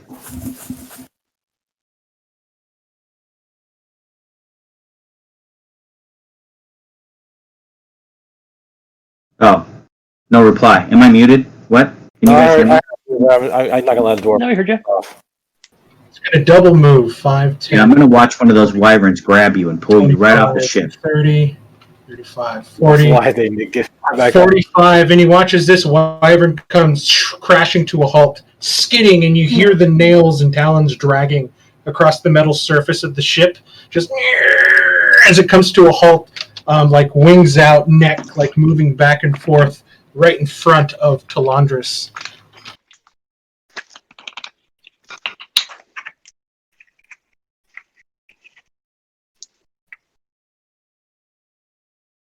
Wow, that thing's entirely too close. Talandris, you better kill it.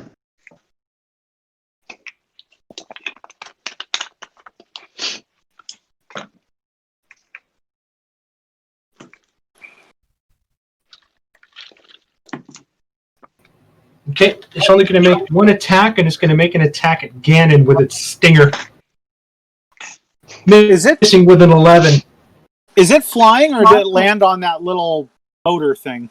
It's still flying. It sort of flew up, and then it kind of, the tail whipped around and tried to stung towards him as it kind of like barrel rolled with like the orc hanging on, and then now it's like sort of wings flapping, and it's looking like the orc is trying to get it to land. But that's the end of its turn. Okay. Would be the crossbowman.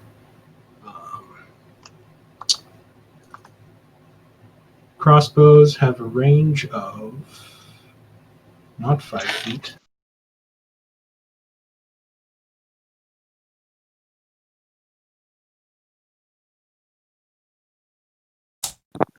Heavy crossbows have a range of 100, 400.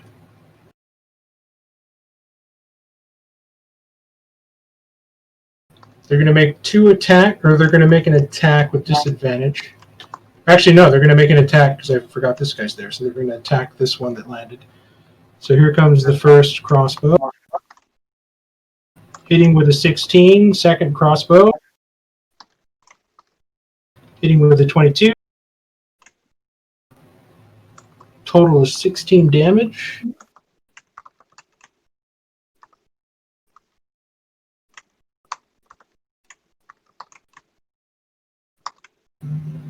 The only other crossbowman is up here.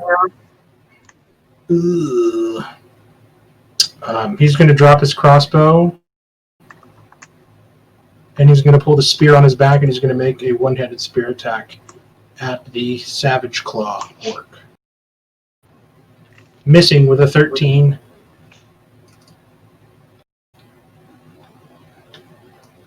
Five, 10. 5 to there. 5, 5, 10. 5, 10, 15, 20, 25. He's going to have to double move to get there.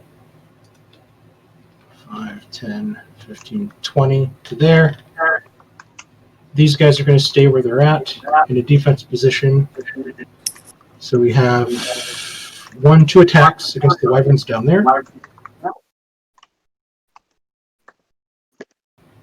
Missing. Hitting. 3 piercing against this one here.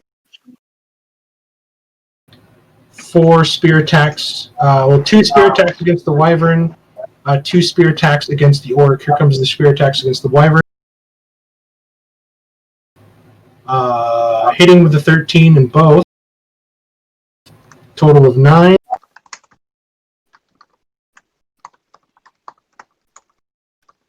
And both of those missing the orc. Top of round 2, Callus. Callus is going to take a shot at Red 3 with his long rifle.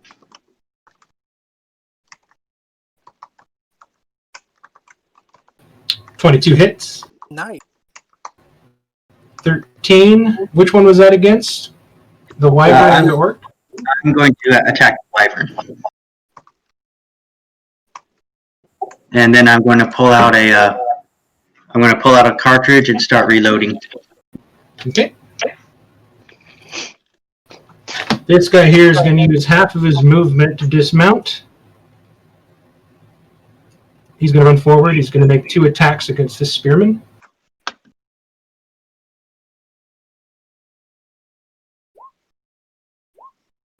Hitting with the 18, doing 5 slashing.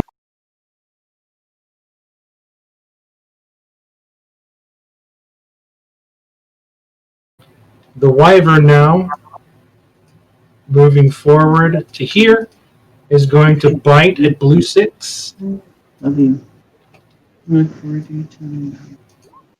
Hitting with a 16, no, missing with a 16. And then he is going to shoot a stinger at Ganon. Hitting with a 25. 9 piercing, Ganon needs to make con save with advantage. Succeeding. Taking half of that. So 9 piercing, 6 poison. Lily. Alright, so Lily is finally glad that there are targets with range. So she's going to go 5, 10, 15, 20, 25 to here. with her sword and shield out. As a bonus action, she's going to call on the power of Tyr to cast. Which one did I want to use? I want to use this one. Wrathful Smite. So if I hit it, it will need to make a wisdom saving. Spell is just still active until I hit it. Okay. So I get 2 longsword attacks because I do have extra attack. So I'm going to go ahead and attack this wyvern for my first attack. Oh, I'm going to attack it again. Gee. It's really hard to get your bearings as you're sort of running, and you feel yourself like you're running on one of those walking escalators in the airport. You're going a lot faster than you're used to. You almost feel like you're in a dead sprint with how fast this ship is moving. And you kind of get there and surprise yourself as you get a little bit too close and kind of defensively attack at it, missing both. All right. That'll end her turn. Merrick. Okay, I am going to make this orc think that the day is the funniest thing he's ever seen. Oh.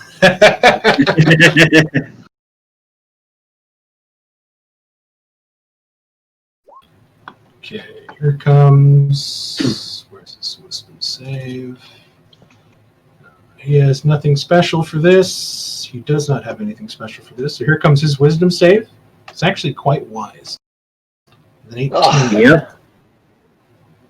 His +2 helping him out a lot there. And Right, you so- can kind of lick his lips and kind of bare his claws. You seem to be next on his list, Merrick. I'm going to use my bonus action to disengage and move back a little ways. Okay. Smart. I'm not sure how far I can move. Up to after your I speed. disengage. Okay. It just So means I any might try movement to you be- take doesn't provoke. I know I can't hide this turn or anything, but I might try to be on the stairs for a slight bit of cover. Oh yeah, as soon as you can even hop off the stairs and just kind of duck behind the wall right there if you want, and that'll give you full cover from the people up top. Okay. Talandris. So in Draconic to the Wyvern, I'm just going to say, I'm sorry, but you chose the wrong master. And as I drop my bow, I'm drawing my blades, and I'm just going to wail on it. Okay.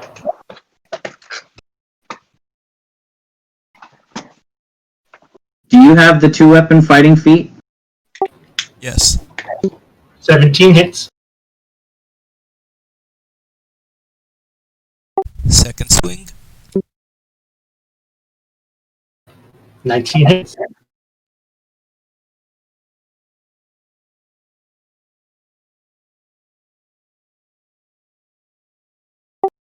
And then I'm going to use my Flurry of Steel as my bonus Okay. action. Whoops, that's not the button I meant to press for that. Okay, so you begin to move your swords in a defense position, causing a shield of blades in front of you. But I am also going to action surge and strike 2 more times. Okay, so that's effectively going to end that, I believe. Would it? Yeah. No, it says it's till the start of his next turn. He has that defense. Let's do it. Make 2 attacks. As your swords begin to sort of fly out of the wall of steel in a blurring motion. 14 against the Wyvern hits. Its AC is only a natural armor of 13. A 12 will sadly miss. Good comment there, Connor. I had the same image in my head. His whirling blade in full hand, it seems. I love it. Is that the end of your Exactly turn? what I thought too. Yes. Fantastic. Okay. Half of this movement to dismount.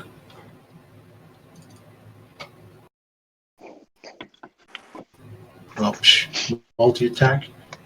Comes a claw. Ooh, by dwarf. Ouch. He sort of Ooh. just grabs a hold of the rib cage and just throws the dwarf over. He was the Oh one that my was god! really I'm glad hurt. I'm in the doorway. I did not And see that. he kind of takes the bloody hand and he kind of rakes it across his face, leaving red streaks over the white skull paint. And then he's going to charge forward to here, and he's going to take another claw attack at this guy with the shield and spear. Missing with a 16, but the wyvern is going to sort of punch its talons through the metal and kind of move around to here. And he is going to bite at this guy from behind.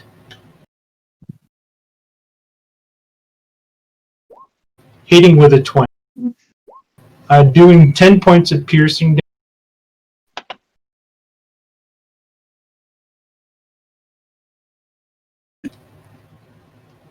And then he's going to whip out at this rifleman with its stinger, missing with an 8. Sort of slipping as his claws come in, just raking down before it catches itself. Next attack against it has advantage. Ganon sort of puts one gun on Lily's shoulder and just fires straight at the wyvern in front of her. There's a ringing in Lily's ears now. I was gonna say that sucks for her, man. Yeah, she can't hear for the next 2 days. Nice, Hitting damn. with a 28. Ganon. I'm sure it sounds just like her thunderous smite. That's true. She does do that. I was just picturing that scene from Mad Max. And he's holding out his left revolver at the orc, riding on this one. Just a huge shit-eating grin on his face. Oh, as he misses, the orc kind of ducks down and the bullet just sails over its head. Oh, man. Oriana. I would like. First, I want to check.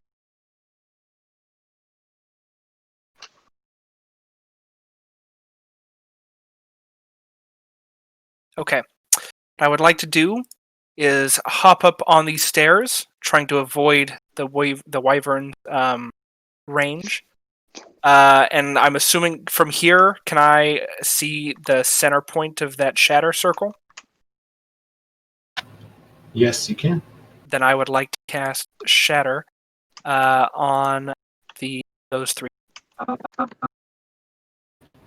And I will cast it at a 3rd level. Good to know. The ship is going to take 20 points of damage from the shatter spell. Oh, shit.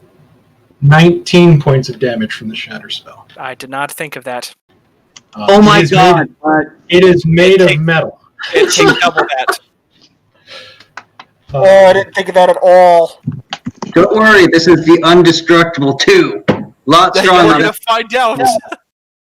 Will is freaking the F out as Oriana is trying to sink the ship, literally. God. Sorry, guys, I took out an engine. 38 damage takes out an engine. Oh my god. Okay, here comes the 2 wyverns. We'll start with Well, red I have a 4, question. and then Could I we'll not have go with cast red it 3. high enough to get just those guys and not the ship? Because I feel like Oriana wouldn't be as stupid as Connor is and realize this is a non-metal thing. So it's a 10-foot radius, right? So Yeah. in a 3D environment, it would be a sphere. And this wyvern here is directly clinging onto the ship, while this one is still flying. Okay. So the ship would still take damage from it. Then, oh god, is it too late to say that I can just cast it on them? Rather than... Oh, it's fine. That's fine. We can roleplay this. It's okay. Alright. As we That all feel wyvern's the ship lurch a little bit because That one wyvern engine goes out. Oh. I'm going to move this out of the way really quick. Ah, fuck me, I can't believe I just did This this. wyvern is going to take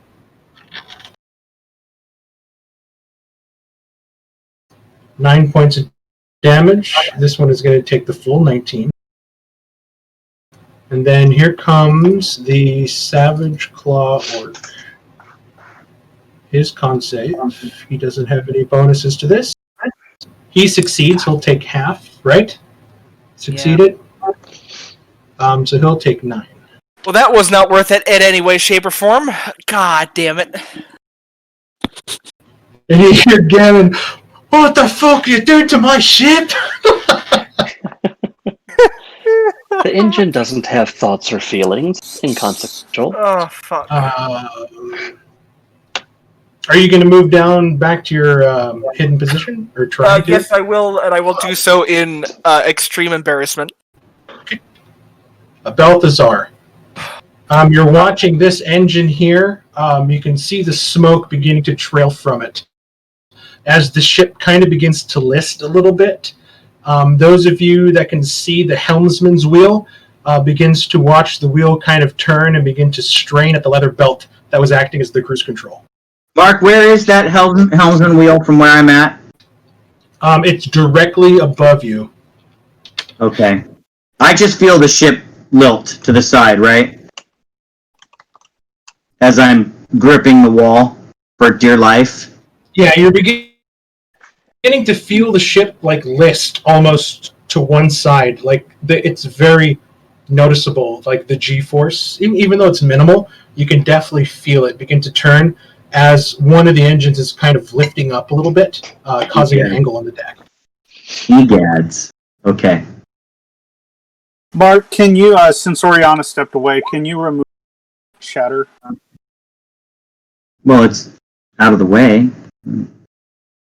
It's not out of the way. It's not out of the way when I do this.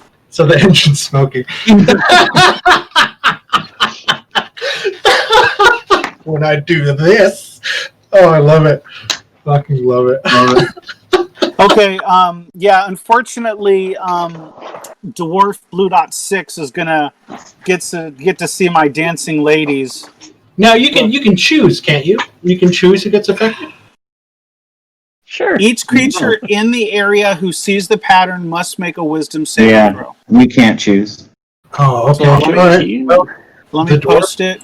the It's a dwarf. fireball of dancing ladies. We'll just do the dwarf first. Here comes his wisdom save. He's okay. He's enjoying the show. It's incapacitated at speed of 0. Yep. I'm going to move that out of the way really quick. What can I give him? I'll give him the butt head fix. Okay, so now we're going to do both orcs. Wisdom save. Okay, so the orc on the outside is not affected, but this guy has the butt head face. Now we're going to do the wyverns.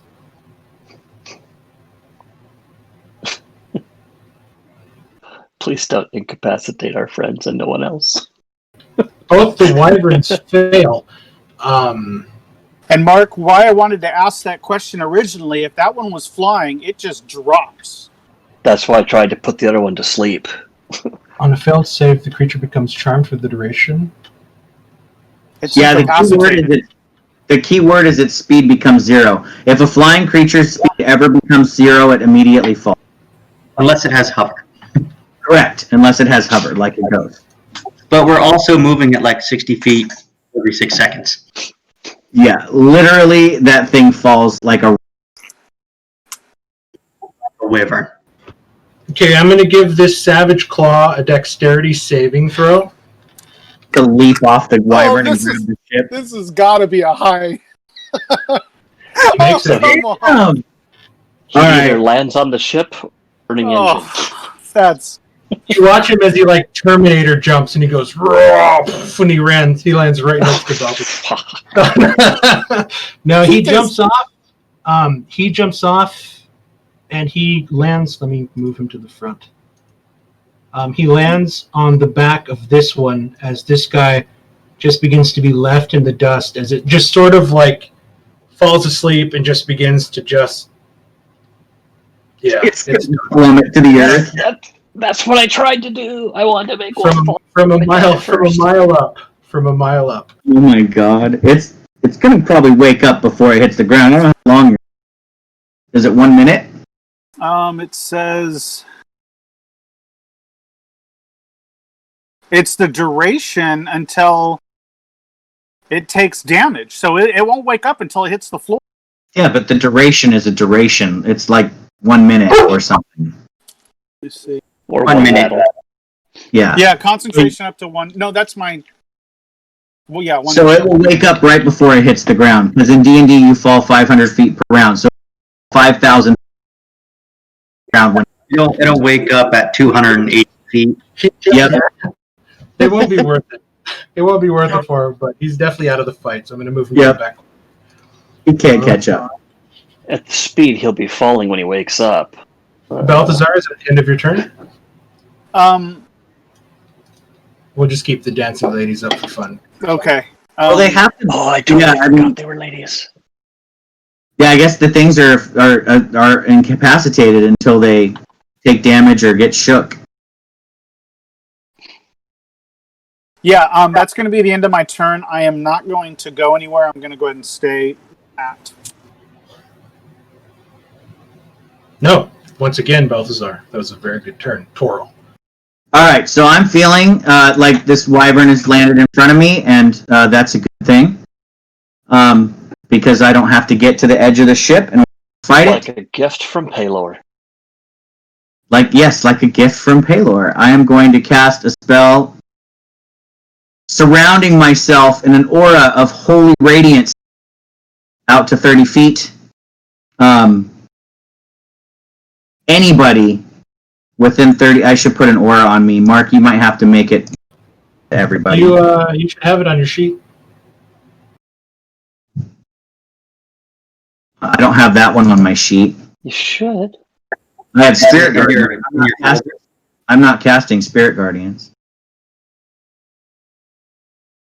But that's my aura. I put it on me. But I think only I can see it currently. Oh, Yeah, sorry. the he's size got to of make it? it visible. Here you go. Yeah, now everybody should see it. So this stays on me. I don't see anything. Not visible yet. It will be. I'm step forward, imbued with the holy light of Thor, and so are all my allies. Oh yeah, there you go. I like that. That Jesus. looks like mine. It's a little bit bigger, but yeah, that's it's 30 feet around me. And anybody in that aura gets a plus D4 radiant damage anytime you, including me. So I am going to step forward and Any part touching or 50%. Like Jareth. you have to be in it more than 50%, or you have to be in the aura. I'm just gonna I can attack the orc, right? Yes. He's currently just kind of perched on the back of the wyvern at the moment. Oh wait, that was an action.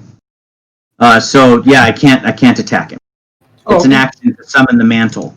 So I'll just go ahead and step forward out of the safety and kind of look. I'm kind of looking, literally falling out of the air or staying still moving forward steadily, even while I felt it lurch. But I am trying to bolster my sense of bravery or of light around me. Okay. Green 7, long rifle against the orc. Hitting with a 16.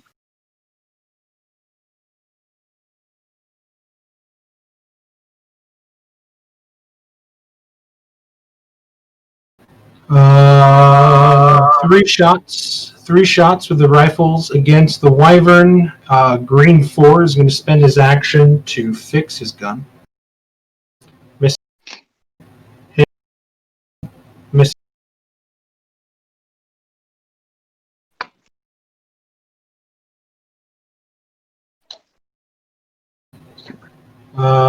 This guy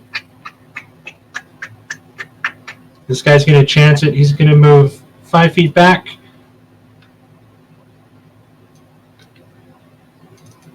Wyvern's going to rake out with its claws, hitting with the 22. Eviscerating him. He's dead. His body just flies and just. Wait, whose turn is it? I don't see a wyvern going. I see a dwarf air guard. He tried to disengage so he could shoot with his gun. Oh, gotcha. I tried to gamble, but that was like the best roll. because him. This guy is going to shoot the wyvern that is incapacitated. Doesn't give him advantage, but he's super hurt. So, hitting with the 21, doing 19. Wow. Which kills that wyvern. Blew its head off.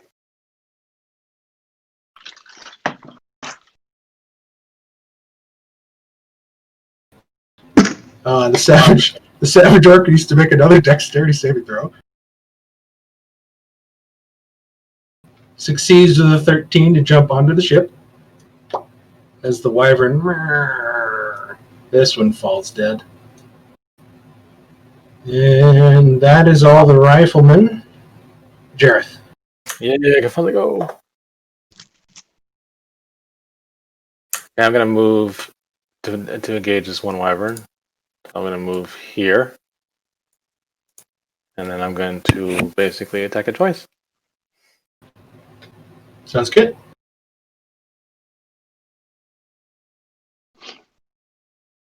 Ditto, Merrick. Ditto. I still want to interrupt. That's why I typed it. With my hit, I'm gonna pump a level 2 smite into it. Oh, Don't forget, you get the extra D4 radiant damage too. Okay, 6 plus. Okay, you'll notice that it is immune to radiant damage. Oh, The wyvern is? I'm just joking, it's not immune. I was gonna say, what kind of magic wyvern? Fuckers.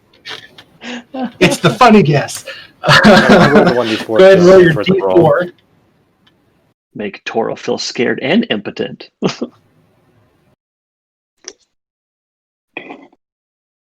Pause. Can you guys hear me? There it goes. An extra 2 radiant. Okay, go ahead and make your second attack. My sister's wearing that sucks. It's kind of scaring me from working from here. 21 hits. I'm gonna do another one. Another second level smite? Yep. It's looking pretty beat And up another D4. as you're just destroying him right now. That's what paladins do. Oh god, it's a terrible roll. Don't like the 8 though. 11. That's still 17 points of damage. It's still a lot of damage. Are you going to stay there? Well, Yes. 17 plus 18. That's, what, 33 damage in a single turn? That's pretty significant. Good job, Paladin. Do my job, smiting things. Yep. This, You get a smite. This orc- You get a smite.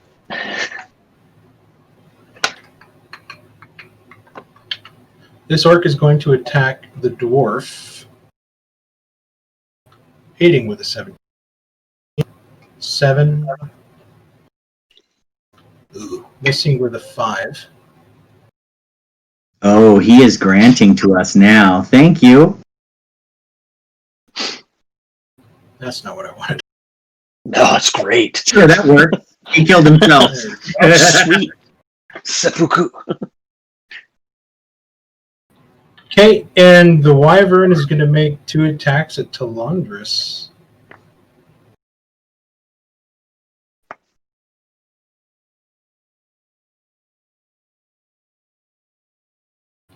$25. It's 14 points of slashing, and the stinger comes in for a 21. So, I need a Constitution saving throw, Talandris.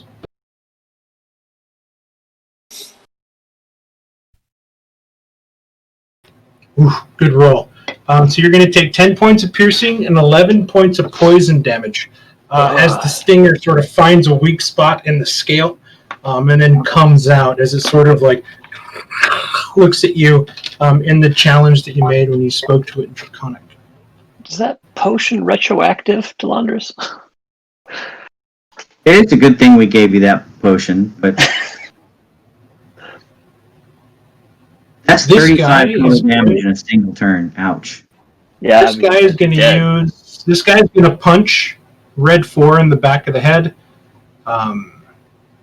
So we'll do a claw attack against. 22 hits. He's going to. That's a weird one. Sorry, I was like, holy shit! It's a lot of damage. Okay, here we go. Hitting him with an 8. He's going to do 9 points of slashing to the orc, waking him up. He doesn't have to damage him, Mark, unless you're doing that for flavor. Throwing that out. Doesn't have to. He chooses He would to. just use an action to shake him awake, is what the spell says. Yeah, but I want to use my multi-attack, so he's going to punch him. Got it. Fair. Taking damage also wakes him up. They are orcs, after all. I mean, And they are You use his first attack to shove him 5 feet into the dwarf, and then make your second attack. He's going to use half Either way. of his movement. He's going to use half of his movement to walk along the railing. So that's going to be 10, 20, and then 30 feet to here. He's going to make his second attack at the incapacitated dwarf.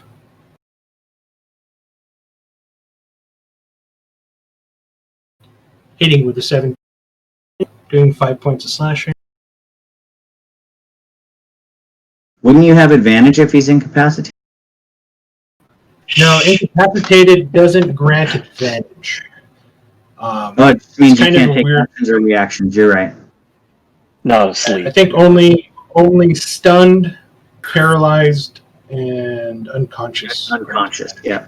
You're right. That's what sleep does. That wouldn't so it this- make them This unconscious? guy just gets a claw to the spine, lifted up, and just thrown, and he kind of like ricochets off the bat engine and then flies down into the sky. That's the end of his turn. Those poor Um, guys. The air guard are getting worked. Here comes 2 crossbow attacks at the wyvern in the middle. Both hit. Total of 19. Thing is barely hanging on. These 2 are going to attack the orc. Both hitting. For a total of 13.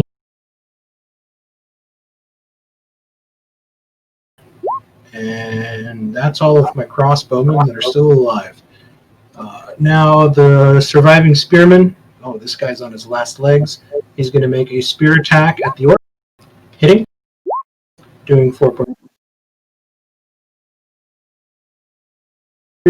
That guy's dead. This guy's alive. There's going to be 2 against the wyvern, 1 against the orc. Wyvern, orc. Ugh. Sorry, Blue 4. But the wyvern does take 3 additional points of piercing. Okay. Top of round 3, Callus. I'm going to jump down. For the princess! And I'm going to shout, it's like, over here, you oversized bat. And I will pull out my Horn of Valhalla, summoning my Spirit Guardians. And I'm going to attack Red 1 with my long rifle. Okay.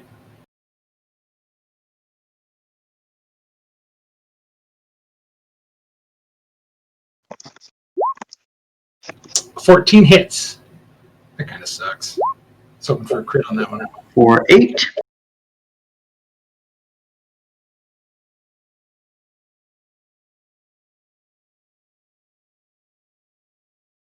And now that wyvern has been targeted by my spiritual guardians. We'll make it a little bigger for just so they can see. Okay. I will pull out another cartridge. Wake now. He's going to run up and try to lay into Lily.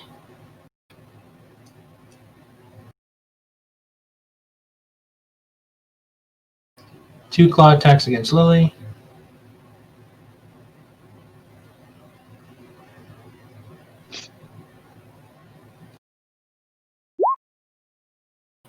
.22 and a 9.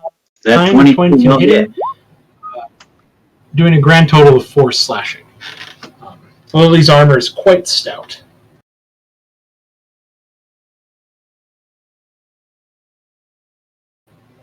It is Lily's turn. Alright, so she still has that smite. Well, wait, I have to actually... That's right, thank you. Reminder myself. Yeah, give me a Constitution saving throw. She still has her smite. So she is going to counterattack on that orc, see if she can smite him. Is that this one here? It's the one behind this guy here that just attacked her. Alright, so yeah, I'm going to counterattack that one then. I can't see his name because the other guy's name is on top of it. What number? This one here. She is going to do a Red 4. for 25. 25 definitely. And I had done Wrathful Smite, I believe. So that will be a total of 12 points of damage, and I need a Wisdom saving. Okay. Oh, and she's not in the aura enough to get the bonus. So here comes the Savage Orc's Wisdom saving throw. A 14. That is a success by 1. So it is not frightened of me, but it still takes the psychic damage. The saving throw is just as frightened of me. Okay. But I will attack it a second time. The smite, the Wrathful Smite is spent. 23 hits. I will go ahead and burn a second level spell slot to do a Divine Smite on this attack. Sounds good. Ooh. Ooh. 22 damage as she carves into the down here. How does Lily kill this thing? So the first hit is almost like a warning shot of fear as you see that her face kind of morphs into this grimace of anger and vengeance. And then the second attack, she raises down neck to the small of his back, all the way, running him through, and then flicking her sword.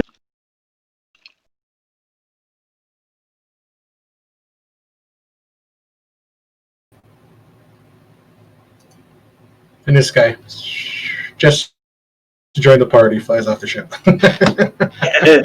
Merrick.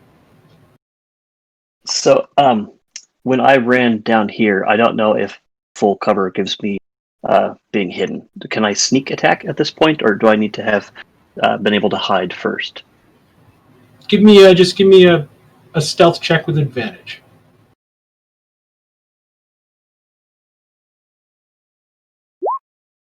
You are invisible to all but the gods. It's to both the wyvern and the orc. To pretty much everything on the ship. Nobody knows who it is. To be quite honest with you. With your cloak stood up, you have just blended into the wall of the ship. You literally just see the matrix in front of you. Okay, then I will go ahead and shoot my hand crossbow at the wyvern, and potentially go back to being hidden. Go ahead and make this attack with advantage.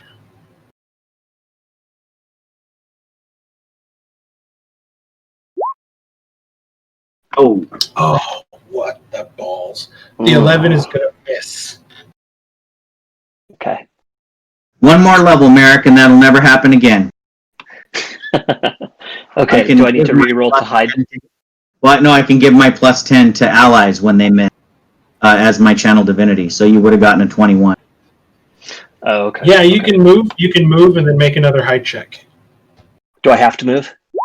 Yes, you'll have to move. Otherwise, it knows your position where you currently are. Okay. Nice, Callus. And as you begin to move, you watch as the neck kind of shoots out, but you are beyond its reach. Invisible again. All right.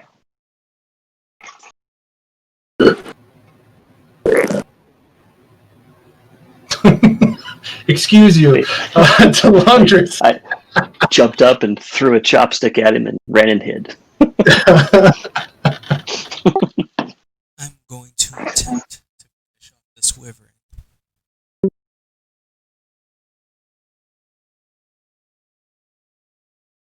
I used my spell for you, Doug. Don't let me down. You get the extra D4 on every hit. Yep. Could be up to a bonus 16 points of damage for you. For a second, I was thinking it was immune to radiant. Oh, I should have done next 4 radiant to that wyvern. If you were within the aura, yes, you should have. Nice. That's why I did this instead of Spirit Guardians. I wanted to help you guys. So that's 11, 17, 19. It is Deadzo. And then I'm going to bonus action second wind. Sounds good. The wyvern collapses, and rising from it, like the Nazgul, is the Savage Clawwork.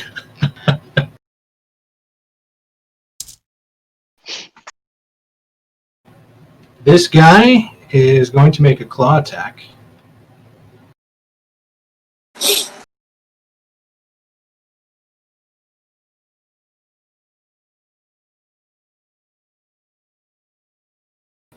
Hitting. I'm not even going to roll damage. This guy's dead.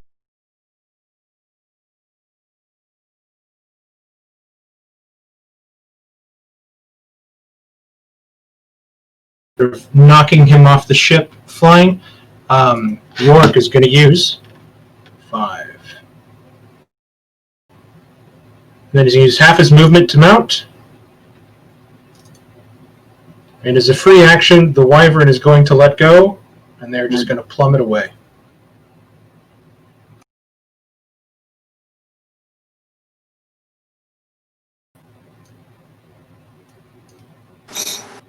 Bye-bye, Spirit Guardians.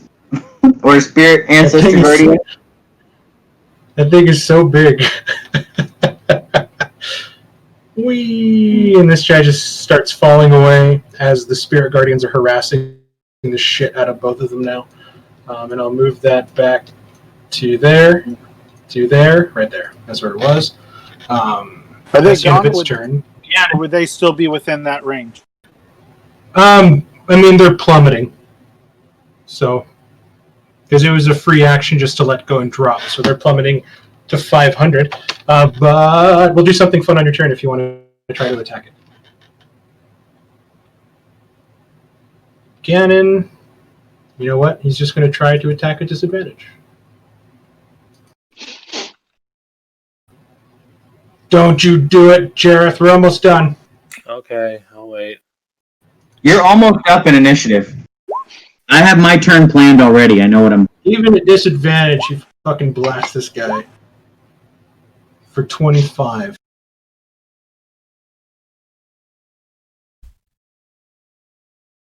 Wow, that was a really good roll for disadvantage. Oriana.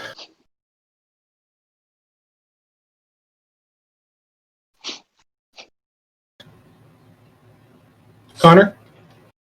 Sorry, I was on. Huh? Sorry, I was on mute. How far below the ship are they if they're plummeting? Give me just give me a dexterity check. Uh-oh. crazy fools going to the edge of the ship? You instantly run and you sort of grab onto the chain and you kind of have your feet and you're looking over and you can see them still within range. Cool. I'm hoping to get both of them with that lightning bolt. You would get both of them. Yeah. Okay, so the wyvern's going to do a dex. I'm also going to use an empowering thing to re-roll my 2 1s. And my 2 2s as well, because I can re-roll 4. Ooh, the savage orc will take all the damage. So that's going to be... Wow, that's actually way better. So that's Really better. So what would that be? Because I'm minusing for 6. So I'm subtracting 6 and adding 19. So 15 plus 19 is 34? Oh, wow. Oh, cow, that's amazing. Okay, the wyvern's going to take 14. All right.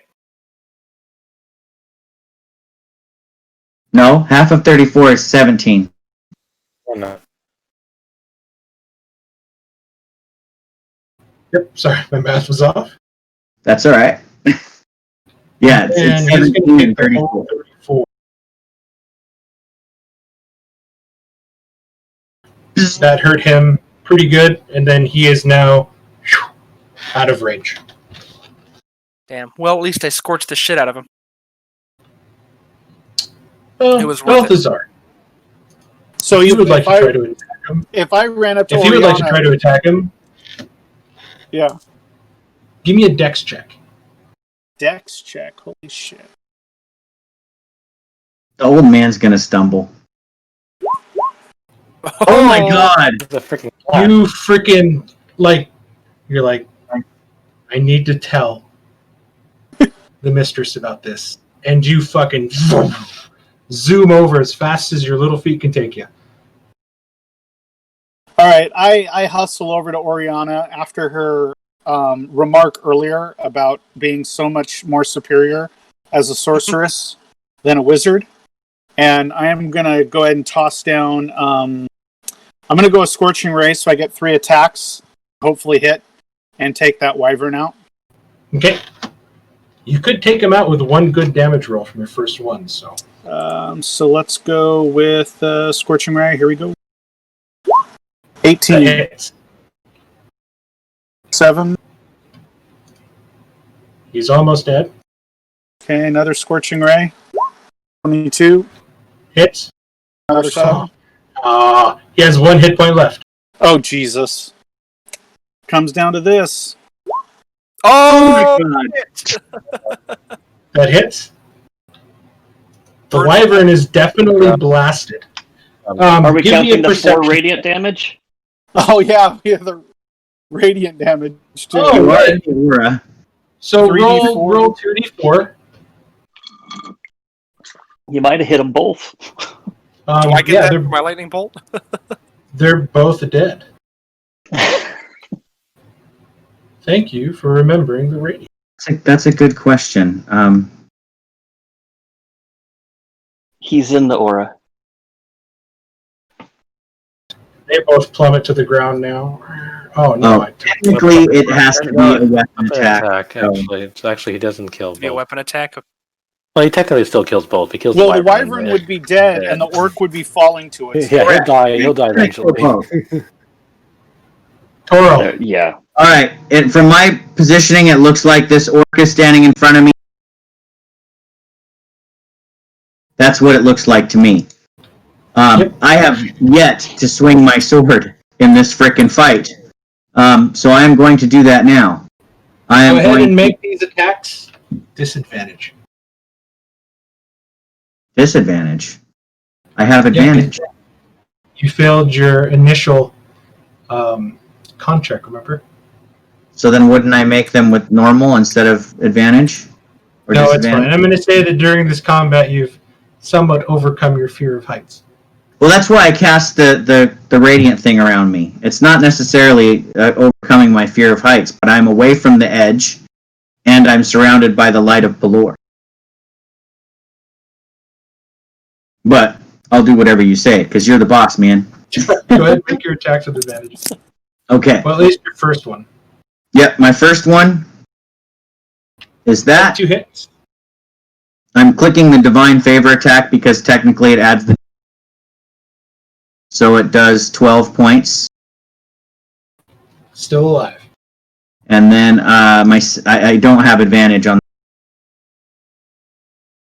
I'm going to use a bonus action to attack him again with my Bolt of Inspiration thing that I can do. So another 11 points of damage. Almost really hurt. dropping him. And I'll kind of look over to Jareth and say, finish him! He has nothing left. The dwarf guard is going to finish him. This dwarf guard runs up with another rifle, finally finding another one. So let's just do shots at him. Or they can ready an action to kill it if Jareth doesn't. Yeah, they're going to ready an action and they're going to let you guys work some money. Jareth stayed up. Let's let him get the kill. How's inspiration work? Does it go away now if we had a combat and I don't use it? Yes, because this is considered a major combat. Okay, I'll use my inspiration. So I Please do. Here come the double 2s. Divine Rage? 14 just hits. I'm going to move you forward 5 feet. Yeah, sorry. Yeah. I'm tired. He is dead. There is only one surviving orc left on the ship. Oh, I thought that was all of them. He's down about at to the be bottom. pelted with bullets. Yeah, he should get pelted with bullets now. Ganon's turn. Right. Fine. Let's see here. We have 1, 2, 3, 4, 5. He is dead. And with that, we're just going to end it here for the night. And we'll pick up back at this situation here with how the dwarves are going to deal with Oriana damaging one of their engines. Hey, And we'll that's go from false there. advertising, right? They called it the Indestructible. Give me one. We don't need to test it, is what Toro would say. Well, the undestructible, not the unbreakable. You have successfully found what they need to protect against next. Big new design changes for the next one. Yep. Man, Now they know. They would never have known without you. The last time we grouped up with people, I killed a guard. This time, I blew up half a ship. So you think about it, you actually did them a favor by showing them a flaw in their design. God. So the Undestructible 3 is going to have engines that are covered in arcane runes against explosions. They should have been already. Oh my god. Well, I've been playing D&D for 11 and a half hours, so I'm going to go ahead and log off. Oh, dude. It's been awesome. I'm gonna call it Hours? 30 more minutes and you can call it a half day. Yeah, pretty much. Yeah, I started Bye, just everybody. before 1. Thanks. So, good night. Good night, Chris. Thanks for staying up. Good night, everybody. Good night. Great game. Bye. Awesome. What were you going to say, Ken?